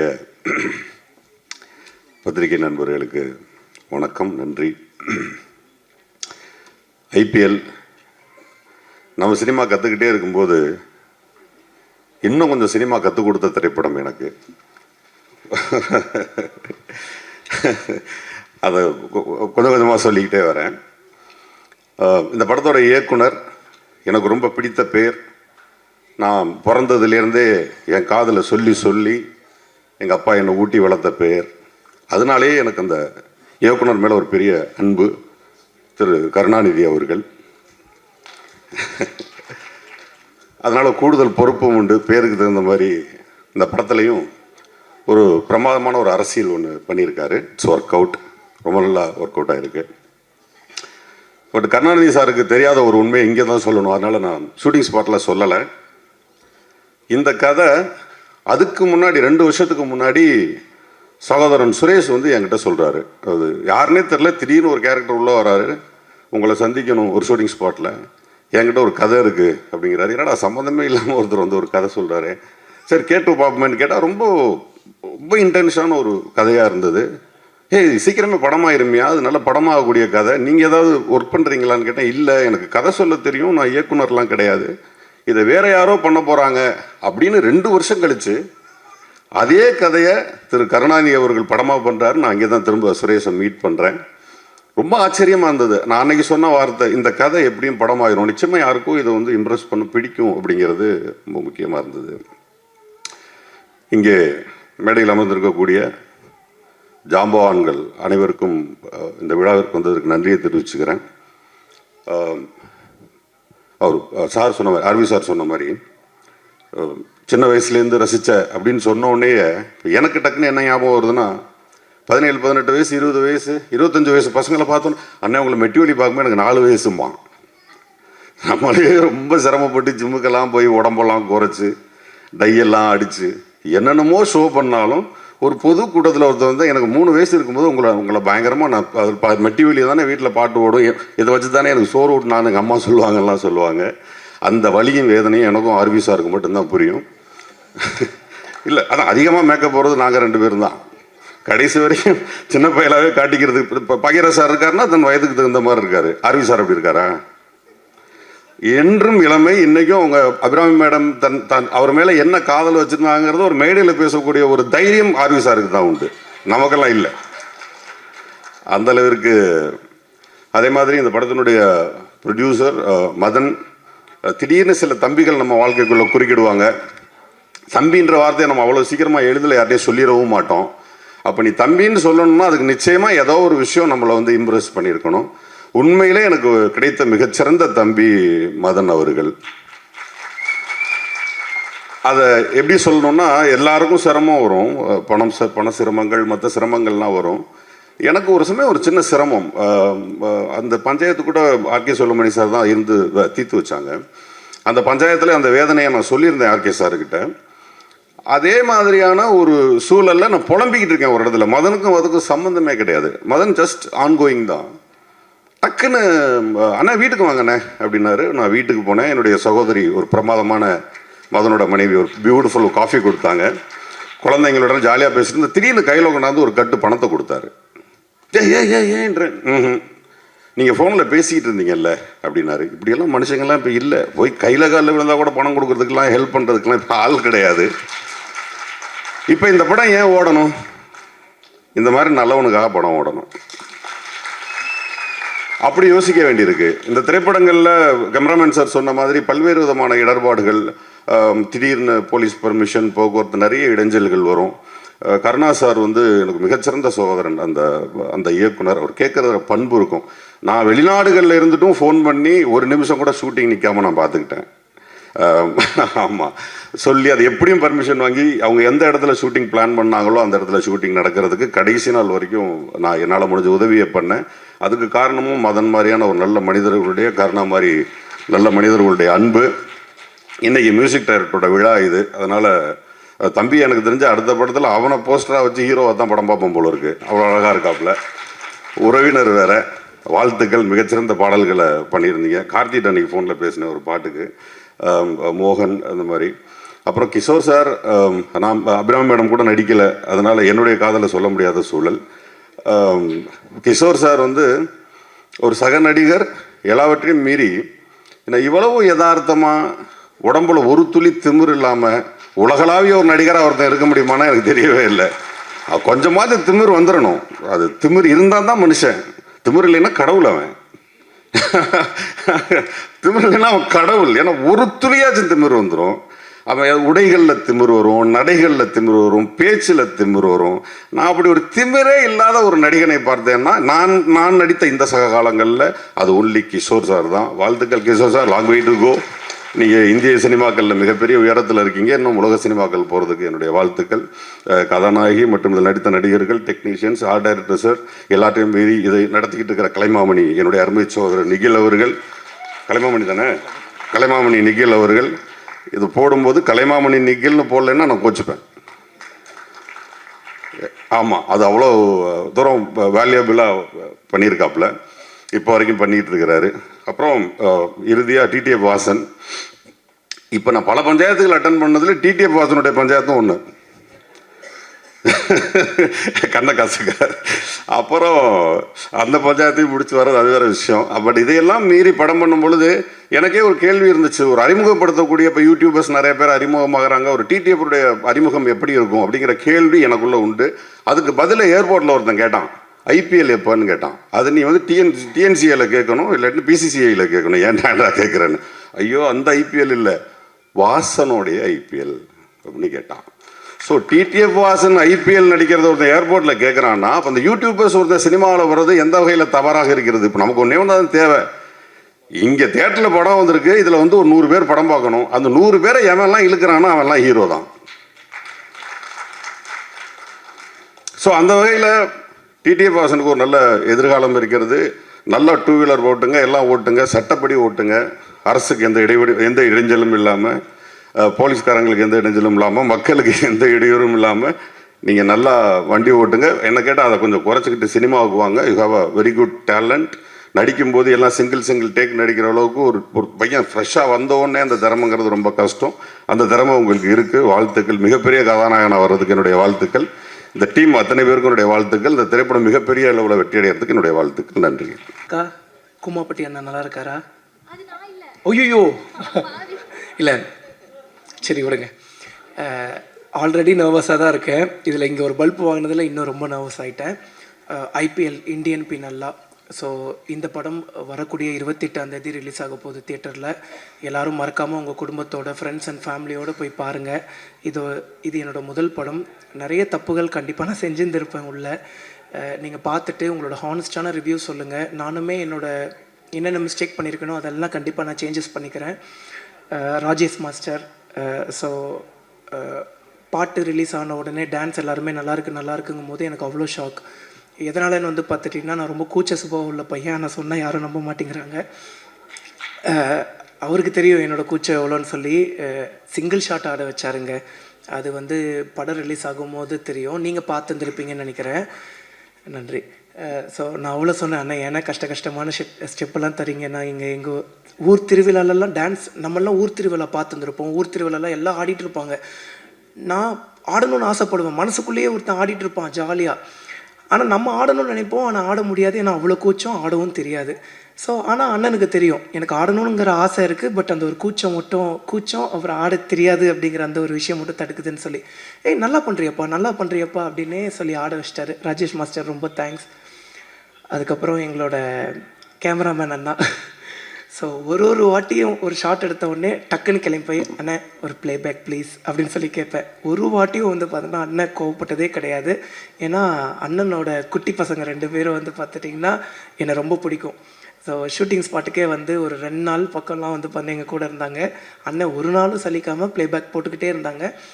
அண்ணன் இன்னும் ஒரு ரீடேக் மட்டும் பண்ணுறேன். அவங்களே ஓகே பண்ணிட்டாங்கப்பா அண்ணன் ப்ளீஸ்ண்ணே அப்படின்னு சொல்லி அண்ணங்கிட்ட ரெக்வஸ்ட் பண்ணி ஆல்ரெடி டேக்கெல்லாம் அண்ணன் எனக்காக கொடுத்தாரு. தேங்க்யூ. அண்ட் வந்து குஷிதா லாங்குவேஜஸ் வந்து பார்த்துட்டிங்கன்னா ஒரு பெரிய ஒரு பார்டர்லாம் கிடையாது. ஸோ எப்படி சொல்கிறது, எனக்கு தான் லாங்குவேஜ் பிரச்சனை. அவங்க ஈஸியாக வந்து பார்த்திங்கன்னா எல்லாமே பேசி எல்லாமே கன்வர்சேஷன்லாம் ஈஸியாக இருந்துச்சு. ஸோ அவ்வளோ கூட நடித்தாங்க, நிறைய சொல்லி கொடுத்தாங்க. அவங்க ஆல்ரெடி நிறைய சீரியஸ் அப்படி இப்படின்லாம் பண்ணியிருக்காங்க, சூப்பராக நடிப்பாங்க. சில வாட்டி வந்து பார்த்துட்டிங்கன்னா லாங்குவேஜ் தெரியாததுனால ஒரு டேக் 2 டேக் எக்ஸ்ட்ராவாக வாங்கும்போது எனக்கு ஒரே ஹாப்பியாக போயிடும். அப்போ நம்ம இன்னும் லேர்ன் பண்ணிக்கலாம், அந்த நர்வஸ்னஸ் நமக்கு கொஞ்சம் கொஞ்சமாக கம்மியாகிட்டு இருக்கும். அதுக்கப்புறம் வந்து பார்த்தீங்கன்னா நம்மளும் ஈஸியாக பண்ணிட முடிஞ்சுது. குஷிதா ரொம்ப தேங்க்ஸ். அண்ட் அந்த கிஸ்ஸிங் சீன்லாம் வந்து பார்த்திங்கன்னா நான் உங்ககிட்ட கேட்டேன், நீங்கள் கம்ஃபர்டபுளாக இருக்கீங்களான்னு. கம்ஃபர்டபுள் தான், ஆனால் கிஸ்ஸுக்கெல்லாம் நோ அப்படின்னு தான் சொன்னாங்க. அது கிஸ் எல்லாம் சும்மா சீட் பண்ணி எடுத்துக்கிட்டது தான். அதுக்கப்புறம் எங்கள் டைரக்டர் சார் கருணாநிதி சார் ரொம்ப ரொம்ப ரொம்ப நன்றி என்னை செலக்ட் பண்ணதுக்கு. பாலு சாருக்கு அண்டு எங்களோட கோ டைரக்டர் சார்ஸ் எல்லாருக்குமே வந்து பண்ணால் ரொம்ப ரொம்ப ரொம்ப நன்றி. கோ டைரக்டர் சார்ஸ் தான் சஜஸ்ட் பண்ணாங்க என்ன. கருணாநிதி பேர் இப்போ தான் கடைசியாக வந்து பார்த்தீங்கன்னா ஃபர்ஸ்ட் லுக்கில் பேர் போடுறாரு. ஃபஸ்ட்டு பேர் வந்து பார்த்துட்டிங்கன்னா எங்கிட்ட இன்ட்ரோ ஆகும்போது கர்ணன், அப்புறம் வந்து கருணாகரன், அப்புறம் கடைசியாக வந்து பார்த்தீங்கன்னா கருணாநிதி. ஏன்னா கான்ட்ரவர்சிஸ் எதுவும் வந்துடக்கூடாதுன்னு சொல்லி அண்ணன் வந்து கர்ணன்னு சொல்லி ஃபஸ்ட்டு பேர் வச்சுருந்தாங்க. அதுக்கப்புறம் இதுதான் நம்மளோட பேர், நம்ம ஏன் மற்றவங்களுக்காக மாற்றிக்கணும், எது வந்தாலும் பார்த்துக்கலாம் அப்படின்னு சொல்லி அண்ணன் வந்து துணிச்சலாக வந்து பார்த்தா கருணாநிதின்னு சொல்லி வச்சுருந்தார். எனக்கு அந்த கர்ணன் ஐயாவை ரொம்ப பிடிக்கும். ஸோ அது ஒரு மாதிரி கனெக்டிங்காக இருந்துச்சு ஸ்டார்டிங்கில். அதுக்கப்புறம் அபிராமி மேம், ஐயோ என்ன க்யூட்டுங்க, அவங்க ரொம்ப க்யூட்டுங்க. அண்ட் வந்து போஸ் வெங்கட் சாரை மிஸ் பண்ணிட்டேன். டக்குன்னு இந்த ரீல்ஸுங்கும் போது டக்குன்னு ஞாபகம் வருது. அவர் கொஞ்சம் பின்னாடி உட்காந்ததுனால டக்குன்னு கவனிக்க முடியல. நானும் அபிராமி மேமும் கிஷோர் சாரும் வந்து பண்ண ஒரு ரீல்ஸ் பண்ணியிருந்தோம். கேஷுவலாக சார் கூட பண்ண முடியல, ஏன்னா அன்றைக்கி சார் கிடையாது. சார் கொஞ்சம் அன்றைக்கி சாருக்கு டேட் கிடையாது. நாங்கள் வந்து பண்ணால் அபிராமி மேம் கூடயும் கிஷோர் சார் கூடயும் படத்துக்காக ஒரு ப்ரமோஷன் ரீல் பண்ணியிருந்தோம். அது கொஞ்சம் வைரல் ஆகிடுச்சு. அதுக்கப்புறம் சார் கேஷுவலாக வந்துட்டு வாசா எப்போ நம்ம ரீல்ஸ் பண்ணுறோம் அப்படின்னு சொல்லி கேட்கும்போது ஐயோ அது எவ்வளோ பெரிய மனசு வரணும். அது போக அண்ணனோட ஃபேமிலியில் இருக்கக்கூடியவங்களுக்கெல்லாம் என்ன ரொம்ப பிடிக்குமா, அது சொல்கிறக்கே பெரிய மனசு வரணும்ல. ரொம்ப நன்றி சார். அதுக்கப்புறம் எங்களோட செல்லக்குட்டி அபி மேம் வந்து பார்த்துட்டிங்கன்னா அவ்வளோ ஸ்வீட், ஐயோ ரொம்ப க்யூட். அவங்களோட க்யூட்னஸ்க்கே ஒரு பெரிய லவ். அதுக்கப்புறம் எங்களோட பாக்யராஜ் சார், எல்லோரும் சொல்லுவாங்க சின்ன வயசுலேருந்துன்னு சொல்லாதீங்கடா, எங்களுக்கு வயசான மாதிரி இருக்குதுன்னு சொல்லி. பட் இருந்தாலும் என்னை மன்னிச்சிக்கோங்கண்ணே, உங்ககிட்ட நான் நேரில் சொன்னதை இப்போ நான் சொல்லியே ஆகணும். 2011 அப்போ எனக்கு ஒரு 11 வயசு, நான் ஒரு 7th 6th படிச்சுட்ருப்பேன். சார் வந்து மேட்டுப்பாளையத்தில் இருக்கக்கூடிய மெட்ரோ ஸ்கூலுக்கு வந்து சீஃப் கெஸ்ட்டாக வந்திருந்தார். நான் வந்து SRSI ஸ்கூல், எனக்கும் அந்த ஸ்கூலுக்குமே வந்து பண்ணால் ரொம்ப தூரம். ஆனுவல் டேவை அட்டன் பண்ணணும் அப்படின்னு சொல்லி அங்கேருந்து நடந்தே வந்தேன். ஸோ சாரை வந்து பார்த்துட்டிங்கன்னா அங்கே பார்த்தேன், ரொம்ப சந்தோஷமாச்சு. பட் ஃபோட்டோஸ்லாம் அப்போ பெருசாக எடுக்க முடியாது, அண்ட் பக்கத்துலேயே போக முடியாதுல்ல. பட் அங்கே தூரமாக நின்று நான் சந்தோஷப்பட்டுக்கிட்டேன். சார்கிட்ட கேட்டேன், சார் உங்களுக்கு ஞாபகம் இருக்கா அப்படின்னு சொல்லி. மெட்ரோ ஸ்கூல், என்னோட ரிலேட்டிவ், ஓகேண்ணே. பட் இப்படி நம்மளை பார்த்துருந்துருக்க மாட்டாங்க, பார்த்துருந்தாலும் ஞாபகம் இருக்காது இல்லைங்க. ஒரு நாளைக்கே வந்து பண்ணால் 200 300 500 பேரை பார்ப்பாங்க. அப்படி இருக்கும்போது ஞாபகம் வச்சுக்க முடியாது. சாரோட மூவிஸ்லாம் ரொம்ப பிடிக்கும். Love you so much sir. And எங்கள் ப்ரொடியூசர் டைரக்டர் சார் வந்து அடிக்கடி கேட்பார், என்ன தாண்டா பண்ணி நீ ப்ரொடியூசர் சாரை மைக்கி வச்சுருக்கேன்னு. ஐயோ சத்தியமாக எதுவுமே இல்லை. நான் டைரக்டர் சார்கிட்ட பேசின அளவுக்கு கூட வந்து பண்ணேன்னா ப்ரொடியூசர் சார்கிட்ட பேசினது கிடையாது. பட் அவ்வளோ அன்பு, ஏன் இவ்வளோ அன்பு, ஆனால் அந்த அன்புக்கு ரொம்ப நன்றி. அந்த அன்புக்கு எப்போவுமே நான் உண்மைக்குரியவனாக இருப்பேன். டீசர்லேருந்தே நான் ப்ரொமோஷன் ஆரம்பிச்சிட்டேன். காரணம் வந்து பார்த்துட்டிங்கன்னா இந்த படம் கண்டிப்பாக வெற்றி பெறணும், நம்மளை நம்பின்னு சொல்லக்கூடாது, டேரக்டர் சாரை நம்பி தான். ஸோ வந்து சார் வந்து பார்த்தீங்கன்னா ஓகே பண்ணியிருக்காரு. பட் ஈவன் தான் நம்மளையும் நம்பி வந்து பார்த்துட்டிங்கன்னா இவ்வளோ பெரிய ரிஸ்க் எடுத்திருக்காங்க. ஸோ அது ரிஸ்க்குன்னே சொல்ல விடக்கூடாது அப்படிங்கிற அளவுக்கு ப்ரொமோட் பண்ணிகிட்ருக்கோம். மீடியா நண்பர்களான நீங்களும் இங்கே இருக்கக்கூடிய எல்லாருமே உங்களோட சப்போர்ட்டை கொடுங்க. ஸோ எல்லாருக்கும் ரொம்ப நன்றி. கிஷோர் சார் என்னங்க நடிப்பு, அடா. ஆக்சுவலிங்க நான் வந்து நிறைய லேர்ன் பண்ணுவேன், ஏன்னா இதுதானங்க நம்ம ஃபஸ்ட்டு மூவி. நிறைய நர்வஸ்னஸ் இருந்தாலும் நிறைய லேர்ன் பண்ணுவேன்னா அந்த மாதிரி வந்து பண்ண நிறைய லேர்ன் ஃபஸ்ட்டு சார் கூட வந்து பார்த்தீங்கன்னா நடிக்கிறோம். ஸோ ரோல் ஆகிடுச்சு, ஆக்ஷன் சொல்லிட்டாங்க. திடீர்னு சார் வந்து கேஷுவலாக பேச ஆரம்பிச்சிட்டாரு. நான் இருந்துட்டு என்னடா திடீர்னு கேஷுவலாக பேச ஆரம்பிச்சிட்டாரு, ஒரு வேளை எதாவது பண்ணிட்டாங்களா, நம்ம தான் கவனிக்கலையா அப்படின்னு. அதுக்கப்புறம் சார் அப்படின்னார். பார்த்தா அதுதான் டைலாக். எவ்வளோ இயல்பாக பேசினார். அதெல்லாம் பயங்கர இன்ஸ்பிரேஷனாக இருந்துச்சு. அதுக்கப்புறம் நன்றி சார். அண்டு எங்கள் அஸ்வின் விநாயகமூர்த்தி சார், அண்ணனோட மியூசிக் பயங்கரமாக இருந்துச்சு. அதுலேயும் வந்து பண்ணால் செகண்ட் ஹாஃபில் ஆக்சுவலி எப்படி சொல்கிறது, நாங்கள் நமக்கு நம்மளே ஹீரோவை பார்க்கும்போது அது கொஞ்சம் ஓவராக இருக்கும் அப்படிங்கிற வந்து தோணும். ஆனால் என்னையே நான் ஹீரோவை பார்த்தது வந்து உங்களோட மியூசிக்கோட அந்த ஒரு செகண்ட் ஹாஃபில் தான். ரொம்ப பயங்கரமாக இருந்துச்சு. ரொம்ப ரொம்ப ரொம்ப நன்றிண்ணே. அண்டு எல்லாருக்குமே ரொம்ப நன்றி. எங்கள் சாருக்கு வந்து பார்த்துட்டிங்கன்னா நாங்கள் நின்று நிறைய பேசிகிட்டு இருந்தோம். எல்லாருக்குமே ரொம்ப நன்றி. அப்போ அது நீங்கள் இல்லையா? ஆனால் அதே மாதிரி தான் இருக்கீங்க. ஒருவேளை எனக்கு தான் தெரில போல, ரொம்ப சாரி. ஸோ வர 28ஆம் தேதி நம்மளோட IPL இந்தியன் பீனல் லா படம் தேட்டரில் ரிலீஸ் ஆகும். உங்கள் வீட்டு பிள்ளையோட முதல் படம். அதனால் எல்லாருமே ஃபஸ்ட் ஷோ போய் உங்களோட ஹானஸ்டான ரிவ்யூ கொடுத்துருங்க. இது ஒரு உண்மை சம்பவத்தை வந்து பார்த்துட்டிங்கன்னா பேஸ் பண்ணி எடுத்த படம். பட் ஈவன் தோ கொஞ்சம் அந்த ஒரு கற்பனைகள்லாம் இருக்கும். எவ்வளவு அநியாயங்கள் நடக்குது அப்படின்னு சொல்லி நம்ம மக்களுக்கு எடுத்துகிட்டு போகிறோம். ஸோ வந்து நார்மலாக நியூஸ் பேப்பர் படிக்கிறோம், நியூஸ் பேப்பரை கடந்துட்டு நம்ம பாட்டுக்கு போயிடுறோம். அப்போ இதுதான்ப்பா உண்மை, இவன் இப்படி தான்ப்பா அப்படின்ட்டு போயிடுறோம். ஆனால் அந்த நியூஸ் பேப்பருக்கு பின்னாடி, அந்த நியூஸுக்கு பின்னாடி எவ்வளோ உண்மைகள் இருக்குதுன்னு சொல்லி, எவ்வளவு அரசியல் பலம் வாய்ந்த மக்கள் இருக்காங்க, பணம் வாய்ந்த மக்கள் இருக்காங்கன்னு சொல்லி நம்ம படம் எடுத்து சொல்லும். எல்லாருக்கும் ரொம்ப நன்றி. தேங்க்யூ. பத்திரிகை நண்பர்களுக்கு ரொம்ப ஸ்பெஷல் வணக்கம். எல்லோரும் வந்து படத்தை சப்போர்ட் பண்ணதுக்கு ரொம்ப நன்றி. இங்கே இருக்கிறவங்க ஆல்மோஸ்ட் எல்லாருமே எங்கள் படத்துடைய டீம் தான். பட் வாழ்த்து வந்த 2 பேருக்கு நான் ஸ்பெஷல் நன்றி சொல்லிக்கிறேன். பாக்யராஜ் சார், உங்கள் பெரிய ஃபேன் சார். ஆர்வி சார், உங்களோடையும் பெரிய ஃபேன். ரொம்ப நன்றி. இந்த மாதிரி ஒரு சின்ன படம், ஒரு ஃபஸ்ட் டைம் டைரக்டரோட படம், ஃபஸ்ட் டைம் ப்ரொடியூசரோட படம் வந்து நல்லா ஆசீர்வதிச்சதுக்கு ரொம்ப நன்றி. பட் இது எங்கள் டீமை பற்றி எல்லாருமே பேர் எடுத்து ஒவ்வொருத்தராக பேசியாச்சு. எல்லாருமே ரொம்ப ஹார்ட் ஒர்க் பண்ணி நல்லா உழைச்சிருக்கோம். ஒரு ஸ்டோரி வந்து நிறைய பேர் சொன்ன மாதிரி ஒரு நிஜமான சம்பவங்களே லூஸாக பேஸ் பண்ணின ஒரு ஸ்டோரி தான். பட் எல்லாருமே ரிலேட் பண்ணக்கூடிய நிறைய விஷயங்கள் இருக்குது இதில். ஒரு குடும்பத்தோடைய கதை இருக்குது, ஒரு அழகான ஒரு லவ் ஸ்டோரி இருக்குது, தேவையான அளவுக்கு சஸ்பென்ஸ் இருக்குது, ஃபைட் இருக்குது. வாசன் வந்து பைக்லேயே நல்லா சூப்பராக ஃபைட்டெல்லாம் பண்ணியிருக்காரு. அவருக்கு பைக் ஓட்டுறது வந்து ஒரு புதிய விஷயமே கிடையாது. பட் ரொம்ப நல்லா பண்ணியிருக்காரு. எல்லா எலமெண்ட்ஸ், எல்லாருக்கும் என்னென்ன தேவையோ, என்டர்டெயின்மெண்ட்டுக்கான என்னென்ன தேவையோ எல்லா எலமெண்ட்ஸும் அழகான அளவான ஒரு நல்ல ஒரு இதில் கொடுத்து ஒரு நல்ல படம் நாங்கள் தயாரித்து உங்கள் முன்னாடி ப்ரெசென்ட் பண்ணுறோம். எங்கள் டீம் ப்ரெசென்ட் பண்ணுறோம்.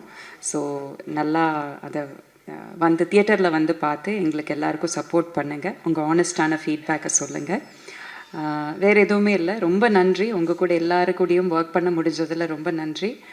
ப்ரொடியூசர் சார், வாழ்த்துக்கள். ஃபஸ்ட் டைம் நீங்கள் இந்த துறைக்கு இறங்குறீங்க.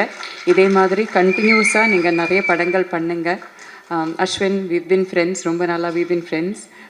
லவ்லி சாங்ஸ் எல்லாமே ஒன்றுக்கு ஒன்று பெட்டரான சாங்ஸு நல்லா பண்ணியிருக்கீங்க. I have to talk about Vasan. அவர் வந்து இங்கே மேடையில் பேசும்போது எவ்வளோ பணிவாக ரொம்ப கூச்சமாக பேசினாரோ அதே மாதிரி தான் அவர் வந்து பர்சனாலிட்டியே அதுதான். என்ன தான் யூடியூப்பில் இன்ஸ்டாகிராமில் பெரிய ஸ்டாராக இருந்தாலுமே he is the sweetest, the most grounded person I've met. ரொம்ப ஸ்வீட்டாக இருப்பார். ஐ ஃபீல் லைக் அவருக்கு நல்ல பெரிய ஃப்யூச்சர் இருக்குது இந்த சினிமா இண்டஸ்ட்ரியில். அப்படியே இருங்க, மாறாதீங்க. Please be the same person. All the very best. நல்லா பண்ணியிருக்கீங்க. ஒரு ஃபஸ்ட் டைம் ஆக்டர் மாதிரி தெரியவே இல்லை ஸ்க்ரீனில் பார்க்கும்போது.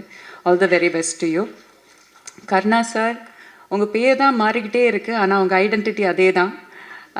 But lovely working with you. உங்கள் கூட நீங்களும் நானும் நிறையா பேசி சண்டை போட்டு சமரசமாகி நல்லா ஹாப்பியாக சிரித்து எல்லா இமோஷன்ஸுமே உங்களுக்கும் எங்களுக்குள்ளேயே நடந்திருக்கு. So it was very entertaining to work with you. First time டைரக்டருங்கிற அந்த இது ஒரு ஷார்ட்டில் கூட தெரியல. Very lovely working with you. உங்களுக்கும் ஆல் தி வெரி பெஸ்ட்.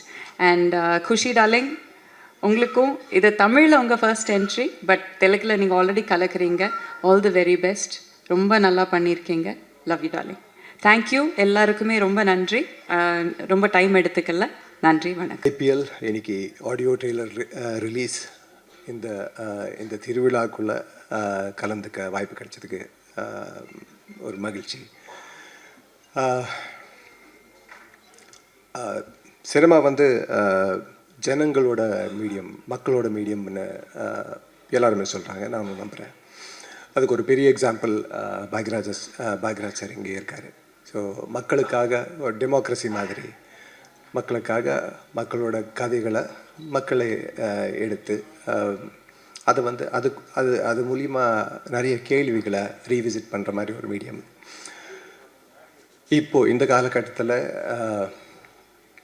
நிறைய விஷயங்கள் மாறிட்டுருக்கு. சினிமா கிட்டத்தட்ட சிஸ்டமோட அடிமையாக மாறிட்டு இருக்கிற காலகட்டத்தில் தமிழ் சினிமாவில் தொடர்ந்து இந்த மாதிரி படங்கள், மக்களோட வாய்ஸாக நிற்கிற, மக்கள் சார்பாக கேள்வி கேட்குற படங்கள் வந்துட்டுருக்கிறது ரொம்பவே சந்தோஷம். அந்த மாதிரி ஒரு படமாக ஐபிஎல் இருக்க போகிறதுங்கிறது எனக்கு அந்த படத்தில் ஒரு நடிக்க வாய்ப்பு கிடைச்சிருக்கிறது ஒரு பெருமை. Thanks to the whole team and thanks director and ப்ரொடியூசருக்கு நான் நன்றி சொல்லணும். அது இல்லாமல் அவங்க தைரியத்துக்கு ஜனங்க சப்போர்ட் கொடுப்பாங்கங்கிற ஒரு பெரிய நம்பிக்கையில் உங்கள் எல்லாருக்கும் நன்றி சொல்லிக்கிட்டு தேங்க்யூ. நீ சொல்லுவேன்னு பார்த்தேன், ஒருத்தருக்குமே சொல்லலை. ஆமாம், மனசு விட்டு பேசுகிறாங்கன்னா லைட் ஆஃப் பண்ண ஆரம்பிப்பாங்கம்மா. அந்த நேரத்துக்கு என்ன கூப்பிடல, அது ஒரு சிம்டம் கொடுப்பாங்க. அவங்க டைம் ஆகி போச்சுங்கும் போது மெல்ல ஒவ்வொரு லைட்டாக ஆஃப் பண்ணுவாங்க. ஸோ சிறப்பான இந்த ஐபிஎல் திரைப்படத்தினுடைய இசை மற்றும் ட்ரெய்லர் வெளியீட்டு விழாக்கு வந்திருக்கிற அனைத்து பத்திரிகை மற்றும் ஊடக நண்பர்கள், முன்னால் உட்காந்துருக்காங்க, வாழ்த்து வந்திருக்கவங்க எல்லாத்துக்கும், இங்கே இருக்கிறவங்க எல்லாத்துக்கும் என்னுடைய பணிவான வணக்கம் தெரிவிச்சுக்கிறேன். வேகமாக பேச வேண்டியது, சீக்கிரமாக பேச வேண்டியது. நான் சொன்ன மாதிரி நிக்கில் நீ என்னை மாட்டி விட்ட. கோயம்புத்தூரில் நான் ஒரு ஏரியாவில், பாரதிபுரம்னு ஒரு ஏரியா, பீடமேட்டு பக்கத்தில், அங்கே குடியிருந்தேன். அங்கேருந்து சித்தாபுரம்னு புதுசாக ஒரு ஏரியாவுக்கு வீடு மாறி போனோம். அப்போ அங்கே போகும்போது அங்கே வழியில் இந்த கேரம் கிளப்பு இருந்தது அந்த ஏரியாவில். எனக்கு கேரம்னால் ரொம்ப இன்ட்ரெஸ்ட்டு. அப்போது அந்த கிளப்பில் போய் மெல்ல கேரம் விளையாடுறதுக்கு, புது ஆளுன்னு எல்லோரும் எப்படி பார்ப்பாங்க இல்லையா, யாரோ ஒரு புது பையன் வந்திருக்கான்னு. அப்புறம் நான் நல்லா ஆடுவேன், அதனால் ஒவ்வொரு நாளும் ஒவ்வொருத்தர் உட்காருவாங்க, ஜெயிச்சுக்கிட்டே இருப்பேன். உடனே அவங்க எல்லாருமே, இந்த நேரத்தில் நம்ம ஆள் இல்லாமல் போயிட்டாரே, நம்ம ஆள் இருந்தால் நல்லா இருந்திருக்குமே. ஏன்னா அவங்களுக்கு அந்த ஏரியாவுக்குள்ளே புதுசாக ஒருத்தர் டெய்லி ஜெயிச்சுட்டு இருந்தால் அந்த ஏரியா ஒரு பாசம் இருக்கும் இல்லையா. அப்புறம் ஒவ்வொரு நாள் சொல்லும்போதும் இன்னைக்குன்னு பார்த்து நம்ம ஆள் இல்லாமல் போயிட்டாரே அப்படின்னு சொல்லு. எனக்கு அந்த ஆள் யாரியா, அவர் கூட ஆடணுன்னா பாக்கி எல்லாத்தோடையும் ஆடியாச்சு. இப்போ அந்த ஆள் மட்டும் பேலன்ஸு. அப்புறம் ஒரு நாளே ஃபிக்ஸ் பண்ணிட்டாங்க. என்ன சார், ஞாயிற்றுக்கிழமை கண்டிப்பாக நீங்கள் வந்துடுங்க, எங்கள் ஆள் ஒருத்தருக்கு, அவர் கூட நீங்கள் ஆடுங்க சார், கண்டிப்பாக உங்களால் முடியவே முடியாது அவர் கூட. சரின்னு அந்த டேட் ஃபிக்ஸ் பண்ணிட்டோம். அப்புறம் வந்தோடனே அப்புறம் அவரை பார்த்து இன்ட்ரடியூஸ் பண்ணி விட்டாங்க. நானும் இன்ட்ரடியூஸ் பண்ணிட்டு சிங்கிள்ஸ் ஆட ஆரம்பித்தோம். நான் ஆட ஆரம்பிக்கும்போது முதல்ல அவர் எப்படி ஆடுவார் தெரிஞ்சுக்கிறதுக்காக ட்ரையலில் ரொம்ப ஸ்லோவாக அப்படி லேசாக அப்படி டச் பண்ணிக்கிட்டு அப்போ அவருடைய ஆட்டத்தை அப்சர்வ் பண்ணிட்டு இருந்தேன். ஸ்ட்ரெயிட் காயினெல்லாம் நல்லா போட்டார், கட் பண்ணி ஸ்ட்ரெயிட் காயின் போடுறது அதெல்லாம் நல்லா போட்டார். வேறு டபுள் ஐடியாக்கெல்லாம் போகல. அப்புறம் ஒரு ட்ரையல் முடிஞ்சது. அதுக்கப்புறம் ரெண்டாவது ட்ரையல் அவங்க உடனே அவர் ஆட அவங்களுக்கு எல்லாத்துக்கும் அங்கே இருக்கிற எல்லோரும், ஏன்னா நான் ஒருத்தன் சிங்கிள் சோலோ, ஏன் ஏரியா இல்லையா அவங்க ஏரியா, எல்லோரும் சபாஸ் அப்படின்னு சொல்லி கை தட்டிகிட்டு இருக்காங்க, உற்சாகப்படுத்திகிட்டு இருக்காங்க. அப்புறம் டாஸ் போட்டு ஆட ஆரம்பித்தோம். இப்போ நான் எடுத்தோடனே அவரை சிங்கிள் காய் போடுற ஆள் டபுள் ஐடியாக்கெல்லாம் போகலை அப்படின்னு ஒன்றுமே எடுத்தோடனே ஸ்ட்ரெயிட் காயின் போடாமல் நான் டபுள் பாயிண்ட் கெயின் பண்ணி அடித்தேன். அது விழுந்தோடனே அவருக்கு லேசாக அப்படியே இப்படி என்னை பார்க்க ஆரம்பித்தார். அதுக்கப்புறம் நான் ஆடினது பூராமே டிஃபென்ஸ் போட்டு நான் ஆட ஆரம்பித்தேன். அப்புறம் போர்டு எடுத்துக்கிட்டே இருந்தோம். இப்போ இந்த கூட்டத்தில் என்னென்னா, அவர் மிஸ் பண்ணும்போது எல்லாருக்குமே ஒரு மாதிரி ஃபீலிங் ஆகி ஏதோ அவங்க எல்லாருமே இதான மாதிரி ஒரு மாதிரி ஃபங்காகி ரெடி பார்த்து அப்படி இப்படிங்கிற மாதிரி சொல்லிவிட்டு அவர் ஒன்று பண்ண பிரமாதமான கைதட்டல், எனக்கு கைதட்டல் இல்லை. அப்புறம் இப்படி போயிட்டே இருந்தது, அப்படியே பாயிண்ட் எடுத்துகிட்டே இருந்தோம். அப்புறம் நான் கொஞ்சம் யோசித்தேன், இத்தனை பேர் அவர் ஹீரோவாக நினச்சி இன்றைக்கி கண்டிப்பாக அவர் ஜெயிக்கணுன்ட்டு இவ்வளோ பேர் உட்காந்துருக்கிற நேரத்தில் இப்போ நான் எங்கேயோ இருந்து வந்தவன் இன்றைக்கி ஒரு நாள் நான் ஜெயிச்சு என்ன ஆகிருப்போது, ஒரு நாள் தோற்றாதனால என்ன ப்ரெஸ்டீஜ் ஆகிருப்போது அப்படின்னு சொல்லிட்டு அப்படியே ஸ்லோ டவுன் பண்ணிட்டேன். அப்படி இப்படியே ஆடி அப்படியே 2 பேரும் ஈக்குவல் வர்ற மாதிரி பண்ணி கடைசியில் அவர் ஜெயித்தார். உடனே அவங்க எல்லோரும் பயங்கர கிளாப்ஸ் அடிச்சு விசில் அவங்க எல்லாம் கை தட்டி இது பண்ணாங்க. அப்புறம் காஃபி சாப்பிட்லான்ட்டு போனோம். அப்புறம் உட்காந்தோம். ஒன்று நான் சும்மா சாதாரண சொன்னேன், நல்லா ஆடினீங்க சார். இல்லை ரொம்ப தேங்க்ஸ், நீங்கள் வேணும்னு எனக்கு விட்டு கொடுத்தீங்க, எனக்கு தெரியும். இல்லை அப்படி இல்லை, இல்லை எனக்கு தெரியும், நீங்கள் ஃபஸ்ட்டு ஸ்டார்டிங் இப்படி ஆடினீங்க, அப்புறம் அப்படி என்ன பண்ணீங்கன்னு தெரியும்.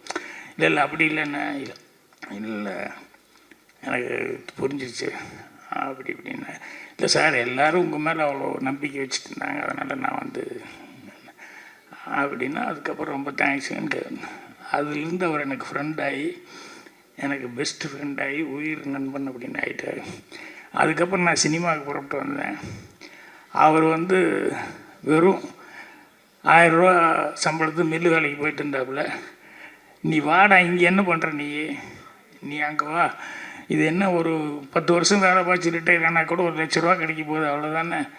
அதெல்லாம் தாண்டி நம்ம வந்து நான் நல்லா வர நீ வந்துடலாம் வா அப்படின்னு சொல்லி அப்புறம் இங்கே கூப்பிட்டு வந்து எங்கூடைய என்னுடைய வேலைகள், என்னுடைய பிஸ்னஸ்ஸு, அது இது எல்லாமே பார்த்துட்டு என் ஆஃபீஸ்லேயே இருந்தாப்புல. அதுக்கப்புறம் ஒரு 3 படமும் ப்ரொடியூஸ் பண்ணுறதுக்கு அவர் தீனான்னு ஒரு படம் ப்ரொடியூஸ் பண்ணார். அதுக்கப்புறம் ரெட்டச்சடை வயசுன்னு பண்ணார். ஆயுத பூஜைன்னு 3 படமும் ப்ரொடியூஸ் பண்ணார். அவர் உங்களுக்கு தான் தெரிஞ்ச ஆள் தான். இன்று போய் நாளைவா படத்தில் ஏ காவ்மே ஏ கிஷான் ரகுதாத்தா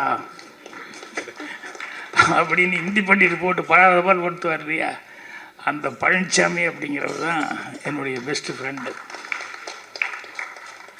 எதுக்கு சொல்கிறேன்னா, நட்பு அப்படிங்கிறது வந்து அதை விட அதை சம்பாதிச்சிட்டா நீ வேறு எதை சம்பாதிச்சாலும் அதுக்கு ஈக்குவல் ஆகாது அப்படின்னு சொல்லுவாங்க.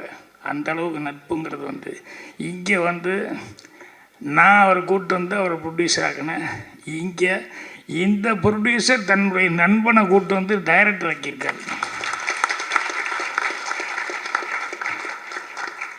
ஸோ அதை கேள்விப்பட்டோடனே அவர் எந்த அளவுக்கு அவங்க ஃப்ரெண்ட்ஷிப் இருந்திருந்தால், அவர் வந்து அவரே ஃபஸ்ட்டு ப்ரொடியூசர், இதில் விஷப்பரீட்சையெல்லாம் பண்ண வேண்டாம், காசு வச்சு அதெல்லாம் பண்ண வேண்டாம்னு சொல்லிட்டு எவ்வளோ நம்பிக்கையோடு அவர் வந்து அவரை வந்து வச்சு படம் பண்ண சொல்லியிருப்பார். அப்படிங்கும்போது அந்த ஃப்ரெண்ட்ஷிப்பு அப்படிங்கிறது வந்து எனக்கு அவ்வளோ நெகிழ்ச்சியாக இருந்தது. அதனால தான் அதை சொல்லிக்கிட்டு இருந்தேன். ஸோ அந்தளவுக்கு அது வந்து இன்னும் இந்த படத்தில் அசோசியேட்டாக வேலை பார்த்துருக்கு பாலு, ஐயர் பாலுன்னு தான் சொல்லுவேன்.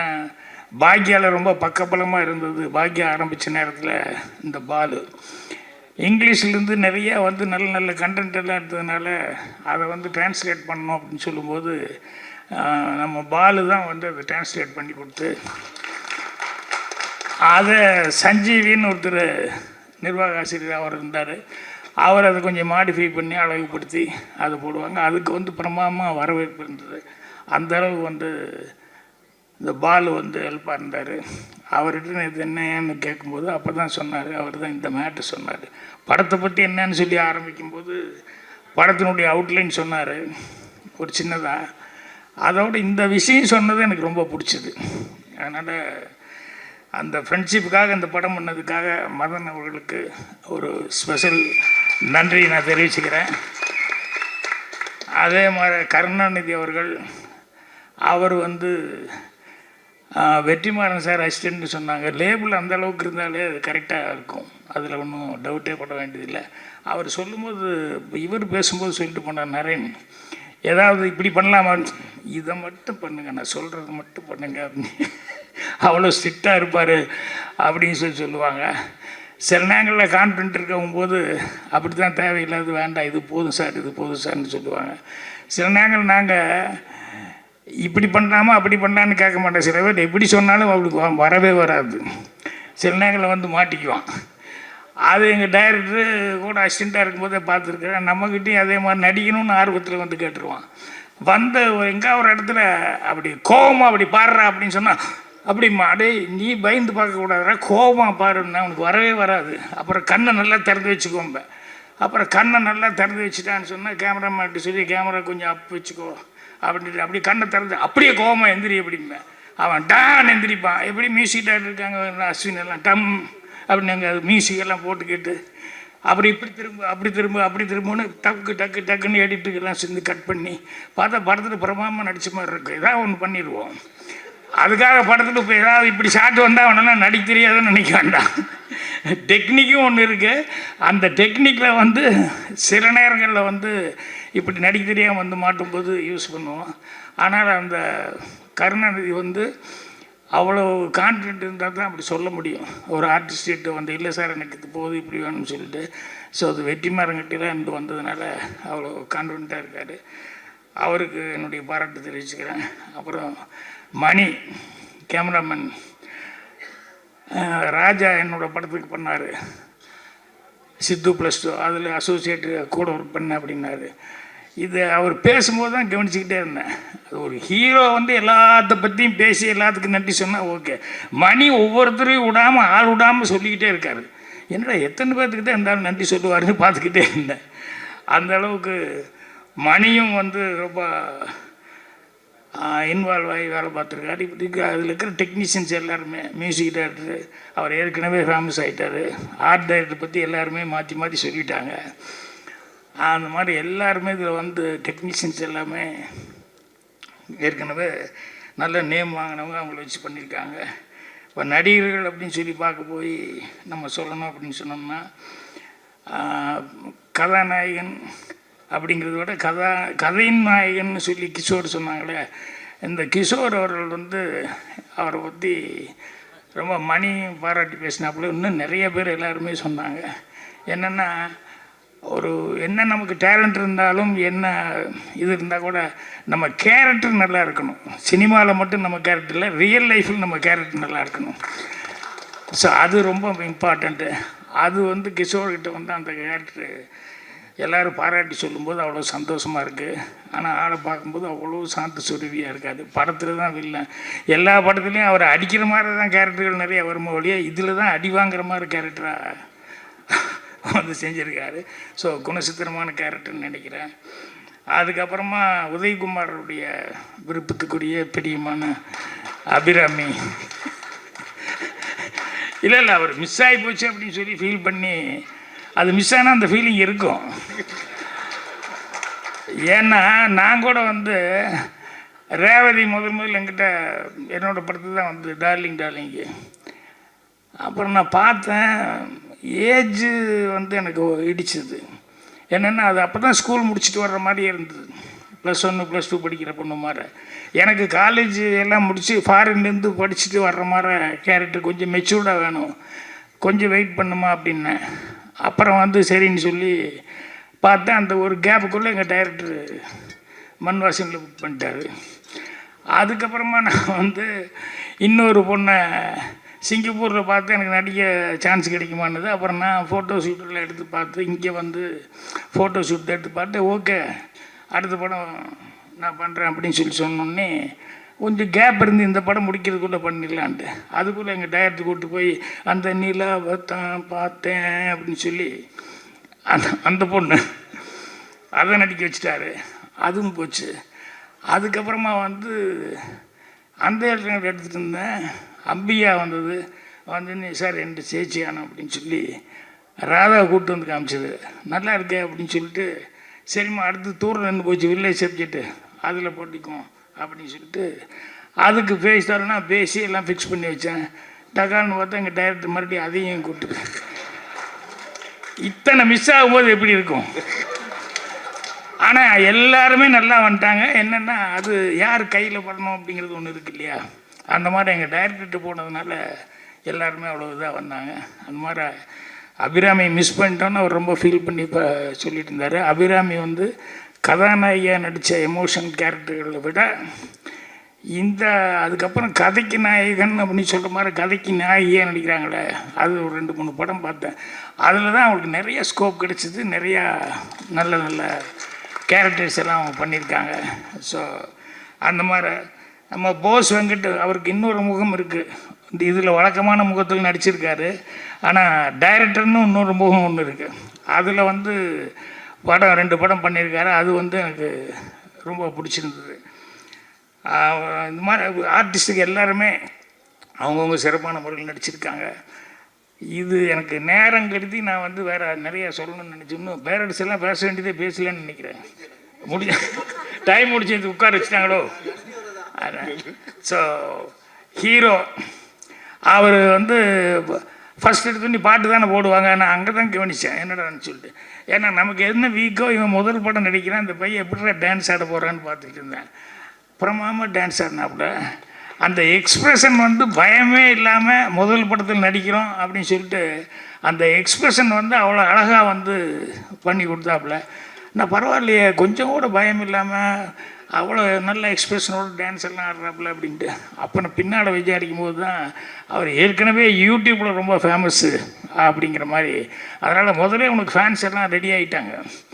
இல்லைன்னா வந்து அங்கே மதுரையிலலாம் ஷூட்டிங் நடக்கும்போது மணி தானே சொன்னாப்புல, அங்கே போய் கையெழுத்து போட்டுருப்பார் அப்படின்னு சொல்லிட்டு. அந்த மாதிரி உனக்கு ஆல்ரெடி நீ ஃபெமிலியர் ஆகிட்ட, ஆல்ரெடி உனக்கு அனுபவம் இருக்கிறதுனால உங்களுக்கு நான் வந்து பேசும்போது ஏதோ ரேசிங் ஸ்டார் அப்படின்னு சொல்லி ஏதோ போட்டாங்க போலுக்குன்னு நினச்சிக்கிட்டேன். அதனால் ரேசிங் ஸ்டாரில் உனக்கு ரேசிங் ஸ்டார்னு சொன்னால் நல்லாயிருக்கும்.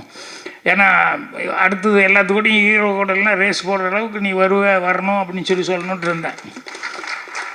ஆனால் ப்ரொடியூசர்லாம் ஏற்கனவே ரேசிங் ஸ்டார்னு தான் அவங்க பேரே கொடுத்துட்டாங்க. ஸோ அதனால் ஆல்ரெடி உனக்கு அது எல்லோரும் நீ அச்சீவ் பண்ணுற அளவுக்கு வந்து எல்லாருமே உனக்கு வாழ்த்து தெரிவிச்சிட்டாங்க. உனக்கு ஓகே. அப்புறம் உங்கள் பக்கத்தில் உங்கள் அம்மாயி கூச்சொன்னது கதை அந்த கொண்டாமா கண்டிப்பாக உனக்கு நிறைய சான்ஸ் வருது. தொந்தரவு தமிழ் நேர்ச்சுக்கோமா. ஏன்னா இப்படி வந்து நின்று எனக்கு ராது அப்படின்னு சொல்லிட்டு இருந்தா எதுவுமே ராதுன்னு நினச்சிடுவாங்க. அதனால் நீ கூடி சீக்கிரம் உனக்கு அது சான்ஸ் கிடைக்கும்போது தமிழ் கொஞ்சம் நல்லா இப்படியே ஒரு படம் 2 படம் அப்படி நடிச்சுக்கிட்டு இருந்தாலும் ஆட்டோமேட்டிக்காக வந்துடும். அதனால் இது என்னென்னா இந்த தெலுங்குலேருந்து வந்து தமிழ் கற்றுக்கிறத விட இந்த மலையாளத்துலேருந்து வந்து கற்றுக்கிறவங்க ஈஸியாக உடனே பேசிடுவாங்க. ஏன்னா ஆல்மோஸ்ட் 2 ஒரே மாதிரி தான் இருக்கும். அதனால் கேரளாலேருந்து வர்றவங்க டக்கு டக்கு டக்குன்னு பேசிடுவாங்க. ஸோ நீ கொஞ்சம் டைம் ஆனால் கூட பரவாயில்ல கற்றுக்கோ. அதுக்கப்புறம் மீண்டும் இந்த படத்தினுடைய இது பார்த்தேன் நான். ட்ரெய்லரு கதையை வந்து பாலு சொன்ன மாதிரி கேட்கும்போது அந்த கதை இன்ஸ்பிரேஷன் ஆனது வந்து ஒரு ரியலாக நடந்த ஒரு இன்சிடெண்ட்டை பேஸ் பண்ணி நடந்திருக்கு அப்படிங்கிற மாதிரி சொன்னாங்க. எப்பவுமே ரியலாக நடந்ததை பேஸ் பண்ணி ஏதாவது அந்த மாதிரி கதைகள் பண்ணும்போது அது ஜனங்க ஈஸியாக ஐடென்டிஃபை பண்ணிக்காங்க, அது ஈஸியாக அப்ரிசியேஷனும் கிடைக்கும். அதனால் இந்த கதை எனக்கே அது சொன்னதுலேருந்தே படம் பார்க்கணும் அப்படிங்கிற மாதிரி இருந்தது. ட்ரெய்லரும் அதே மாதிரி வந்து ஒரு அந்த ஆக்ஷன் இதெல்லாம் பார்க்கும்போது அந்த எமோஷன்ஸ் எல்லாம் படம் பார்க்கணுங்கிற ஒரு ஃபீலிங் கொடுத்துருக்கு. ஸோ படம் கண்டிப்பாக நல்லபடியாக சக்ஸஸ் ஆகும். அதனால் வெற்றி விழாவில் மீட் பண்ணுவோம். நண்பா, நீ வீட்டில் சொல்லி கூப்பிட்டு வந்து நான் மாட்டி விட்ட பாரு. 12:30 மணிக்கு கண்டிப்பாக வீட்டுக்கு வந்துடுவேன்னு சொல்லிட்டு வந்தேன். இங்கே வந்துன்னு என்ன வீட்டில் சொல்லிட்டுங்க லேட் ஆகுன்னு சொல்லி மெல்ல பேசிக்கலாம்னாரு. ஸோ எல்லாத்துக்கும் என்னுடைய மனமான நன்றி, வாழ்த்துக்கள். அனைவருக்கும் வணக்கம். நம்ம ஆர்.டி. உதயகுமார் சார். நான் தமிழ்நாடு திரைப்பட இயக்குனர் சங்க தலைவரும் தான் இது வரைக்கும் நினச்சிருக்கேன். இன்றைக்கி தான் தெரிஞ்சது அபிராமி ரசிகர் மன்ற தலைவர்னு. குணா படத்தில் கமல்ஹாசன் கூட இத்தனோட அபிராமி சொன்னதில்லை. ஒரு படம் மிஸ் ஆகி போச்சுன்னா எவ்வளோ ஏக்கம், எவ்வளோ புலம்பல். மேடம் சீக்கிரம் படம் ஆரம்பிக்க போகிறாரு, கண்டிப்பாக நீங்கள் இருப்பீங்க. அப்போ தான் அவருக்கு சினிமாவுக்கு வந்த திருப்தி ஆகும் அவருக்கு. இல்லைன்னா எத்தனை ஹிட்டு கொடுத்தாலும் சில ஃபீல் வந்து அந்த ஹிட்டு கொடுத்தது நிறைவு வராது. சீக்கிரம் முடிக்கணுமா? Okay sir, okay sir.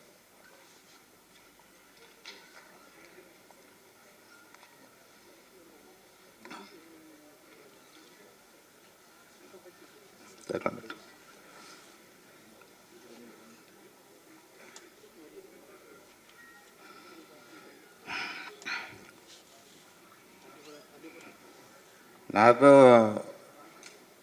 ஃபங்க்ஷனுக்கு வந்த உடனே இந்த ஹீரோனி பேர்லாம் கொஞ்சம் விசாரிச்சு வச்சுக்குவேன். ஏன்னா பேசும்போது வாழ்த்து பேசணும்ல. ஆனால் இன்னைக்கு அந்த வேலையும் ஆர்கே சினிமா சார் அடிச்சுட்டு போயிட்டார். நானே கேட்கல, அவர் கேட்டு வச்சுருக்காரு குஷிதா கதாநாயகி பேருன்ட்டு. ஆமாம், நிறைய பேர் நம்ம வேலையை குறைச்சிட்டாங்க இன்றைக்கி. இந்த ஃபங்க்ஷனில் ரொம்ப சந்தோஷமாக ஃபீல் பண்ணுறது என்னென்னா நட்பு. உங்களுடைய தயாரிப்பாளருக்கு நான் ரொம்ப ரொம்ப நன்றி சொல்கிறேன். நான் ஒரு நண்பனுக்காக அவரை இயக்குனர் ஆக்கணும்னு ஒரு படம் எடுக்கிறதுங்கிறது பெரிய விஷயம். அதுக்கு நான் உண்மையிலே புருஷரை பாராட்டுறேன். அதே மாதிரி ஒரு நட்புக்காக அவர் படம் எடுத்தாலும் நம்ம டைரக்டர் வந்து கதைக்காகத்தான் படம் பண்ணியிருக்கார். அது ட்ரெயிலில் பக்கமாக தெரிஞ்சு போச்சு. கண்டென்ட் கேட்டேன். இப்போ உள்ள சமூகத்துக்கு தேவையான படம். இயக்குனர் சிந்திப்பாங்க, ரசிகர்கள் படத்தை பார்த்துட்டு போயிடணும். சிந்திக்கிற வேலையெல்லாம் இயக்குனருக்கு, மக்கள் வந்து படத்தை பார்த்துட்டு போயிடணும். ஆனால் சில இயக்குனர் தான் அவரும் சிந்தித்து மக்களையும் சிந்திக்க வைப்பாங்க. இந்த படம் மக்களையும் சிந்திக்க வைக்கிற படம். ஐபிஎல் ஒரு சமூக சிந்தனையோட, சமூக அக்கறையோட கருணாநிதி அவர்கள் படத்தை எடுத்திருக்கிறாரு. கருணாநிதி அப்படிங்கும்போது அது சாதாரண பெயர் இல்லை, அது பவர்ஃபுல் பேர். அது தமிழ் திரையுலகில் கருணாநிதி அப்படின்னா இந்த வரலாறு இருக்க வரைக்கும் அந்த பேர் சினிமாவில் இருக்கும். ஏன்னா அரசர் கதைகள், சாமி கதைகள் வெறும் பாட்டாக போய்க்கிற காலகட்டத்தில் இந்த சினிமா அப்படியே திருப்பி போட்ட படம் பராசக்தி. கலைஞரோட வசனம். அதுக்கப்புறம் சினிமாவே வேறு ரூட்டில் போயிடுச்சு. ஆரம்ப காலகட்டத்தில் இந்த ப்ரொடியூசர் அந்த பேனர் நேமில் தான் டைட்டில் போடுவாங்க. ஏவிஎம்மின் வாழ்க்கை, அது மாதிரி தேவரின் தெய்வம், ஜெமினியின் ஒளி விளக்கு, இப்படி பேனர் போட்டு தான் டைட்டில் வரும். அதுக்கப்புறம் இயக்குனர் காலம் வரும்போது தான் ஃபஸ்ட்டு ஆரம்பித்தது ஸ்ரீதர் சார். அவர் வந்ததுக்கப்புறம் தான் ஸ்ரீதரின் நெஞ்சில் ஒரு ஆலயம், அப்படி அப்புறம் பாலச்சந்தரின், அப்புறம் பாரதி ராஜாவின், அது ஆரம்பம். ஒரு ப்ரொடியூசர் பேர் போகிறது ஓகே, இயக்குனர் வெற்றி அடைஞ்சதுக்கப்புறம் அவங்க பேர் போகிறது ஓகே. ஆனால் ஒரு வசனகர்த்தா அவர் பேரை போட்டு ஒரு டைட்டில் வர்றது அந்த கருணாநிதிங்கிற வார்த்தை பேர். கருணாநிதியின் பராசக்தி, கருணாநிதியின் பூம்புகார். அங்கே பேனர் இருக்காது, டைரக்டரும் கீழே இருப்பாங்க. அப்போ ஒரு வசனகர்த்தா அந்த ஒரு படத்தை தாங்கி நிற்கிறார். கருணாநிதியின் போட்டு போகிற அளவுக்கு. அதனால் சில நேரங்களில் நம்ம பேரை காப்பாற்றுறோமோ இல்லையோ, அவங்க பேரையும் காப்பாற்றணும். கருணாநிதி சார், இப்போ உங்கள் பேரை காப்பாற்றுறது இல்லையோ, நீங்கள் அவர் பேரையும் காப்பாற்றுற நிலைமையில் இருக்கியோ இப்போ. அதனால் நானே சொல்கிறேன்னா, இந்த படம் வெற்றிக்கு அப்புறம் நீங்கள் தொடர்ந்து வெற்றி கொடுத்து இயக்குனர் கருணாநிதியின் அப்படின்னு டைட்டில் போகிற அளவுக்கு நீங்கள் வெற்றி அடையணும்.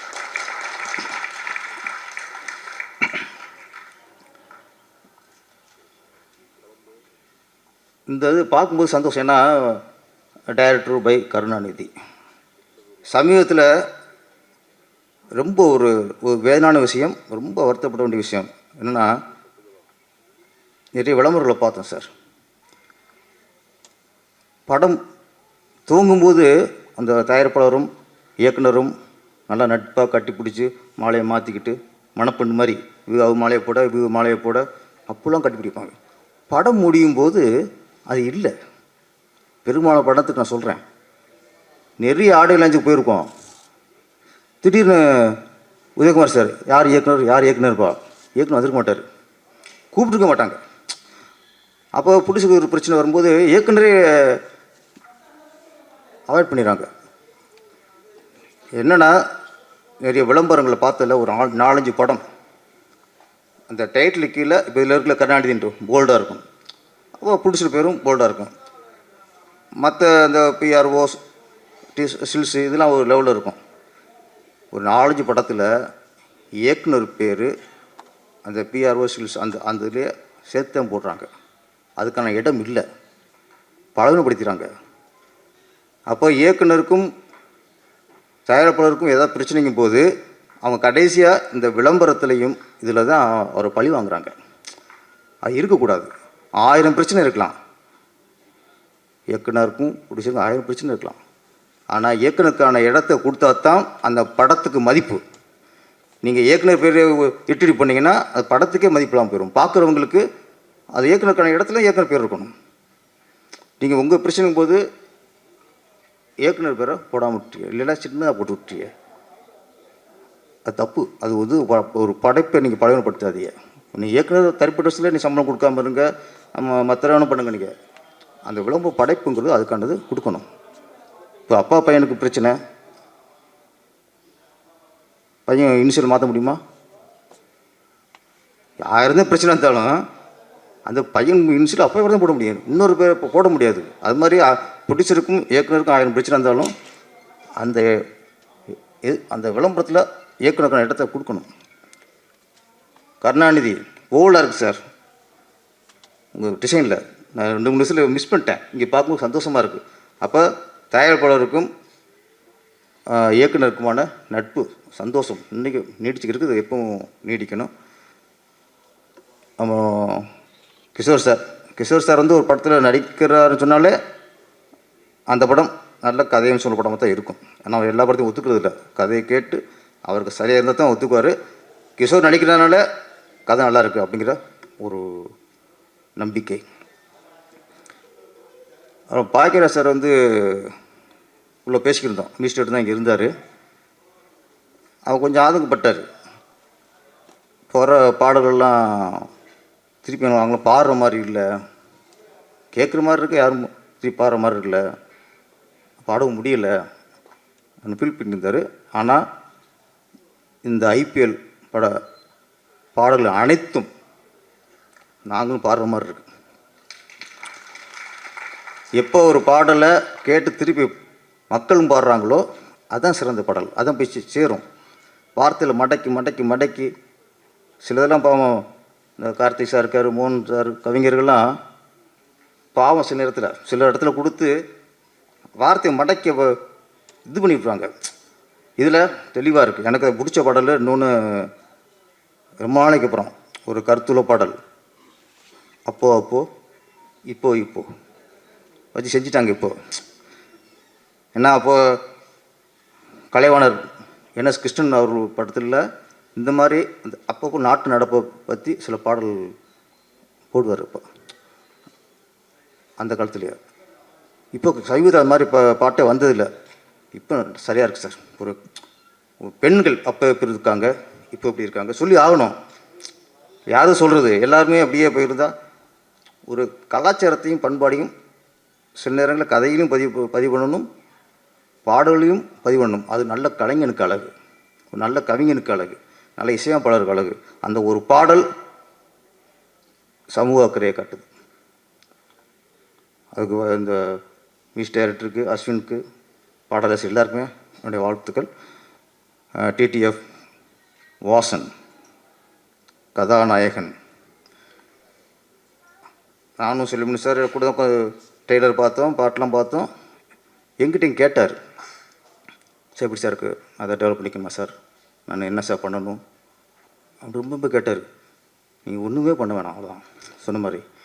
கொஞ்சம் இந்த பைக் ரேஸு இதெல்லாம் நீங்கள் குறைச்சிக்கணும். ஏன்னா உங்களை நம்பி நீங்கள் பணம் போடுவாங்க ப்ரொடியூசர்ஸ், கோடிக்கணக்கில் போடுவாங்க.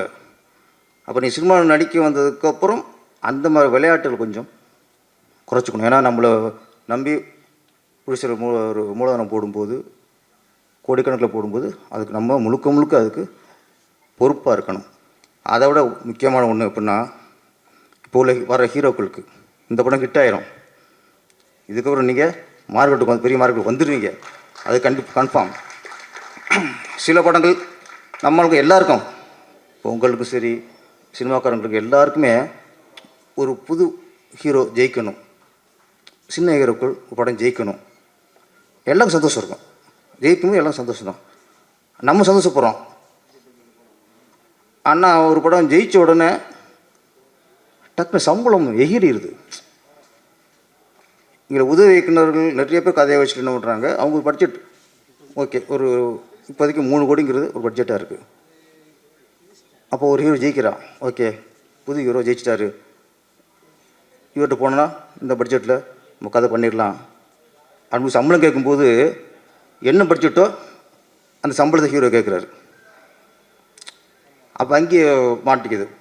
படிப்படியாக சம்பளத்தை கூட்டிக்கணும். இன்னும் ஒன்று முக்கியமான எப்படின்னா, ஹீரோக்கள் நீங்கள் என்ன பண்ணுறீங்க, ஜெயித்த உடனே தனியாக ஒரு பிஆர்ஓ வைக்கிறீங்க, தனியாக ஒரு மேனேஜர் வைக்கிறீங்க, அப்புறம் உங்களுக்காக பர்சனலாக மேக்கப் மேன், பர்சனலாக காஸ்டியூமர், ஃபைட்டு கற்றுக்கிறீங்க, டான்ஸ் கற்றுக்கிறீங்க. இது எல்லாத்தையும் விட முக்கியம் உங்களுக்கு ஸ்டோரி நாலேஜ் வேணும், கதை நாலேஜ் வேணும். கதை தான் உங்களை ஒரு நீண்ட காலம் உங்களை சினிமாவில் வைக்கும். இப்போ அது இல்லை. ஒரு காலத்தில் ப்ரொடியூசர் கதை கேட்டார், அந்த கதை நல்லா இருந்துச்சுன்னா இந்த கதைக்கு இந்த ஹீரோ சரியாக இருப்பார் அப்படின்னு அந்த ஹீரோட்ட போய் கதை சொல்லி அப்படி போய்க்கிருச்சு. இப்போது ஹீரோக்குள்ள தான் நிறைய கதையில் தீர்மானிக்கிற பொசிஷன் இருக்கும்போது கதாநாயகர்களுக்கு கதை நாலேஜ் வேணும். இல்லையா ஒன்றும் பிரச்சனை இல்லை, காஸ்டியூம் வைக்கிற மாதிரி, பெர்சனலாக மேக்கப் பண்ண வைக்கிற மாதிரி, பெர்சனலாக பிஆர்ஓ வைக்கிற மாதிரி கதை கேட்கறதுக்கு ஆள் வைங்க சார். அது பெரிய செலவு ஆக போகிறது இல்லை சார், ஒன்றுமே இல்லை சார்.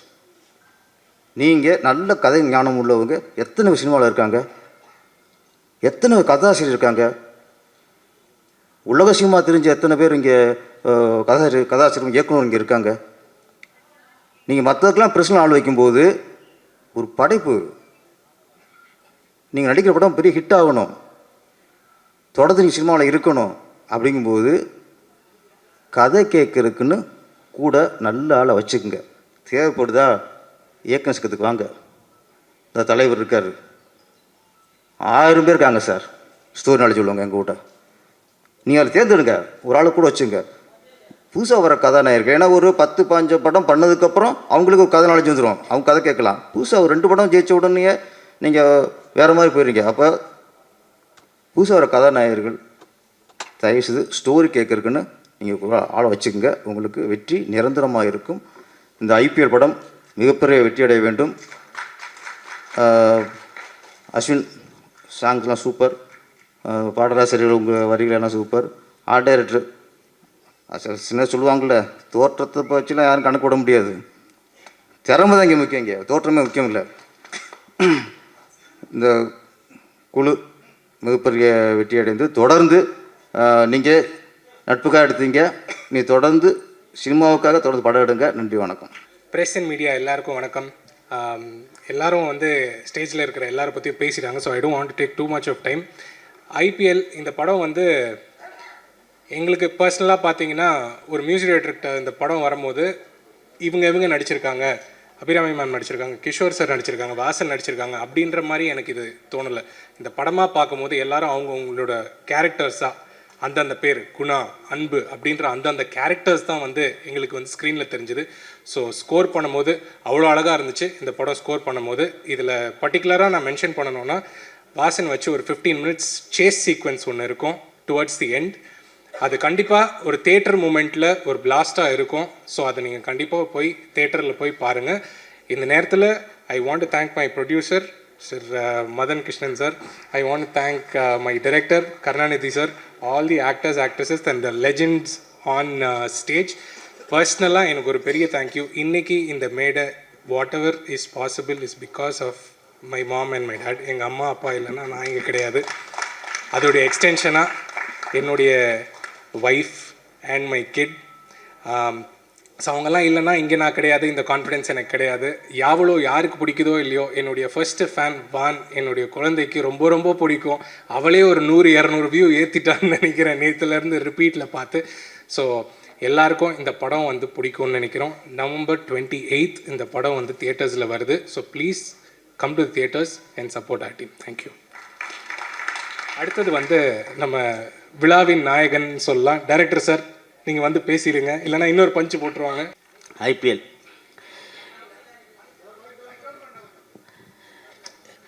இந்தியன் பீனல் லா, இந்திய தண்டனை சட்டம்.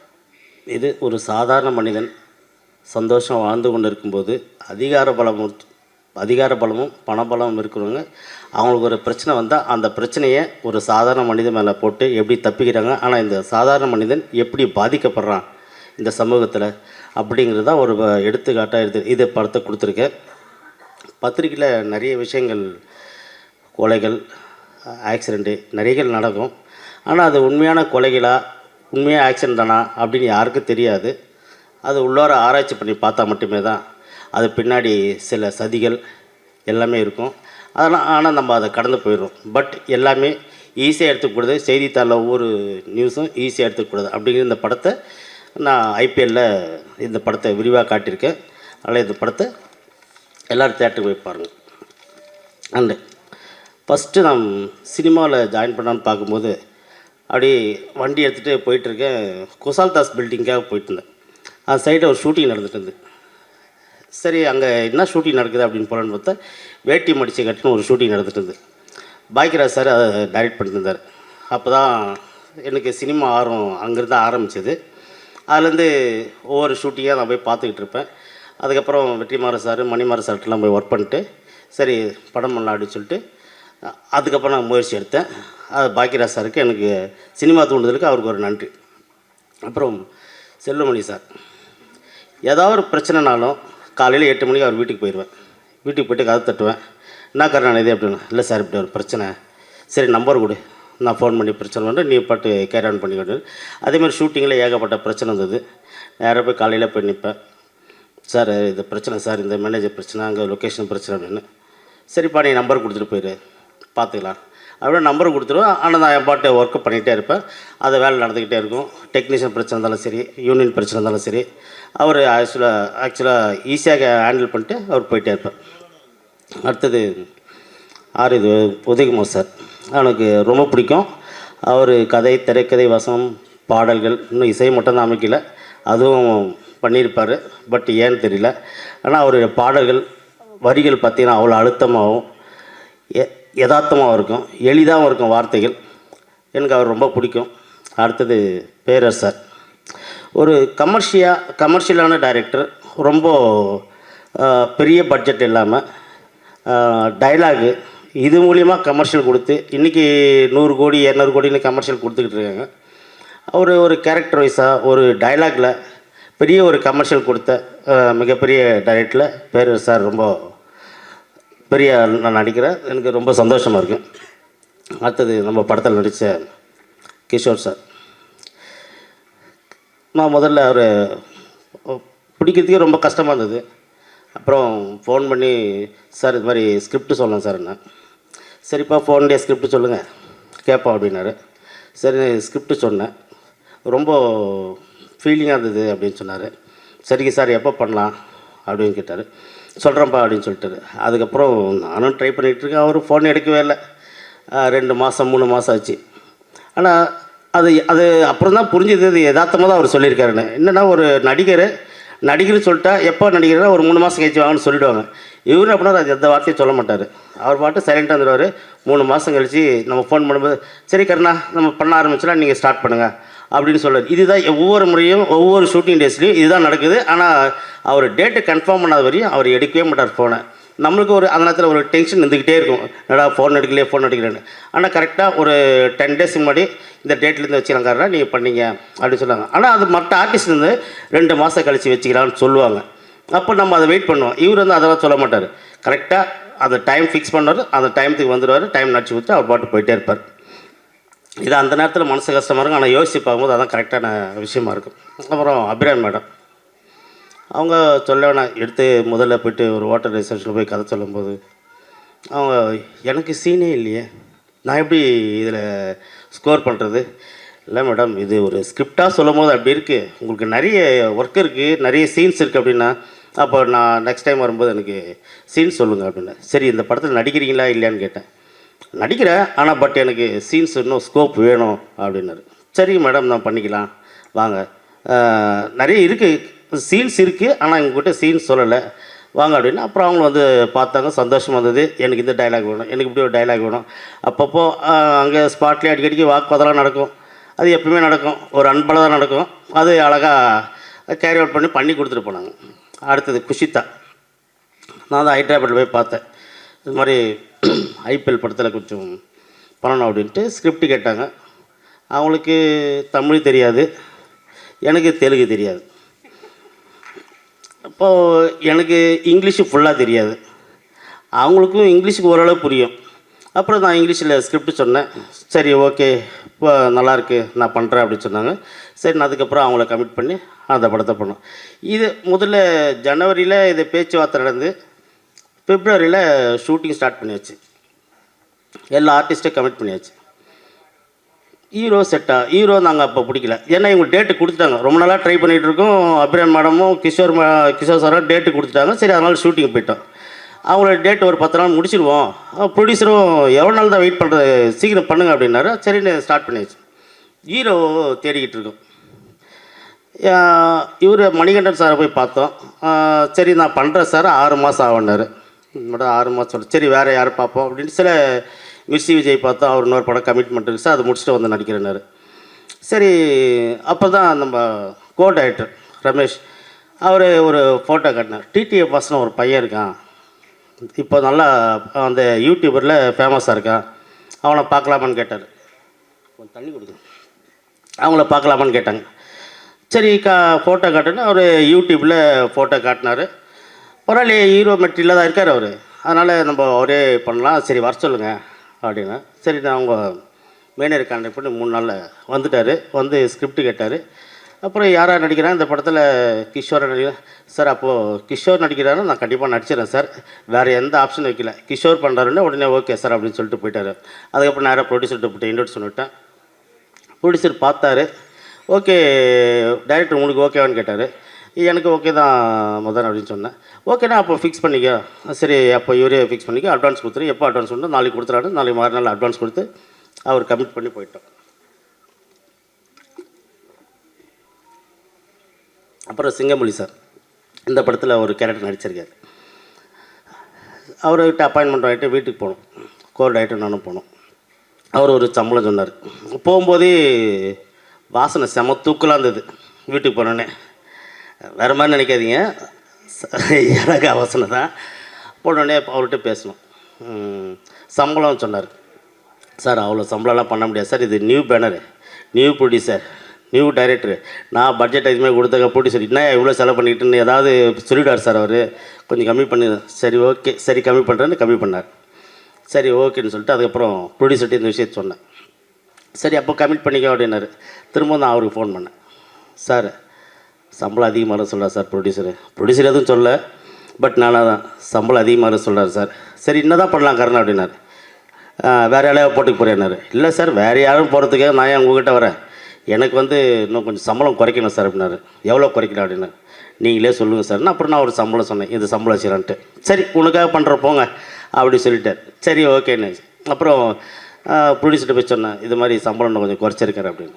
அப்படியா, சரி ஓகே ரொம்ப சந்தோஷம் அப்படின்ட்டு. சரி அட்வான்ஸ் எடுத்து கொடுன்னார்.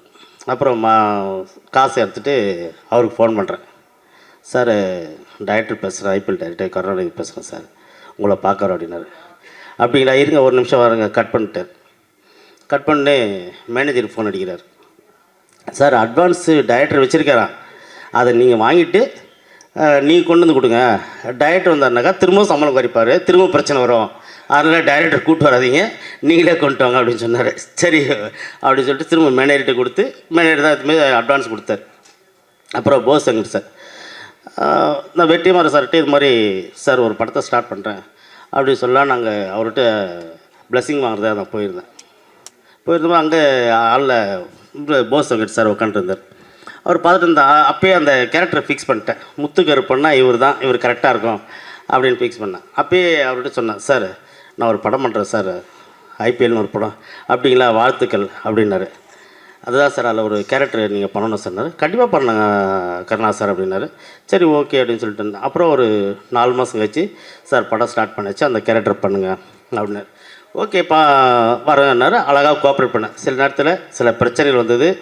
மதுரையில் தெப்பக்குளம் பக்கத்துலேயும் பிரச்சனை வந்தது, இங்கே பிரிட்ஜு கீழே எல்லாத்துலேயும் பிரச்சனை வந்தது. அவர் அழகாக உடனே ஸ்பாட்லேயே போட்டு ஷூட்டிங் நிப்பாட்ட சொல்லிட்டானுங்க.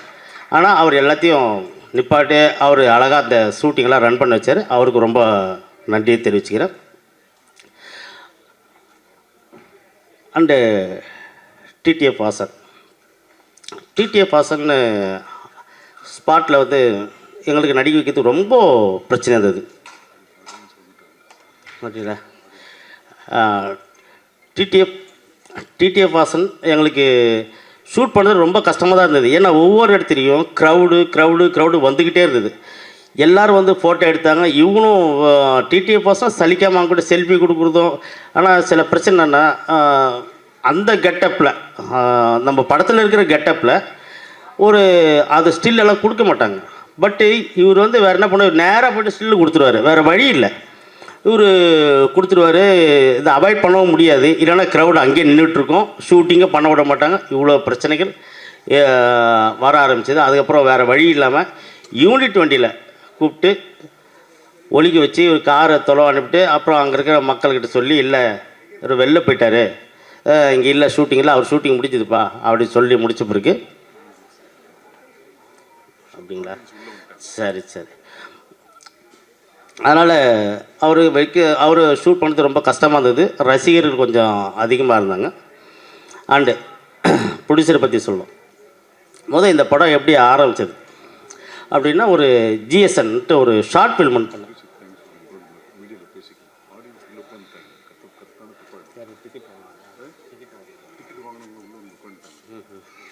சரி, நேரமில்லாத காரணத்தால் என்னுடைய ஸ்பீச்சை சீக்கிரம் முடிக்கணுங்கிற ஒரு சூழ்நிலை பிஆர் வந்து ரொம்ப கம்பல் பண்ணுறாரு.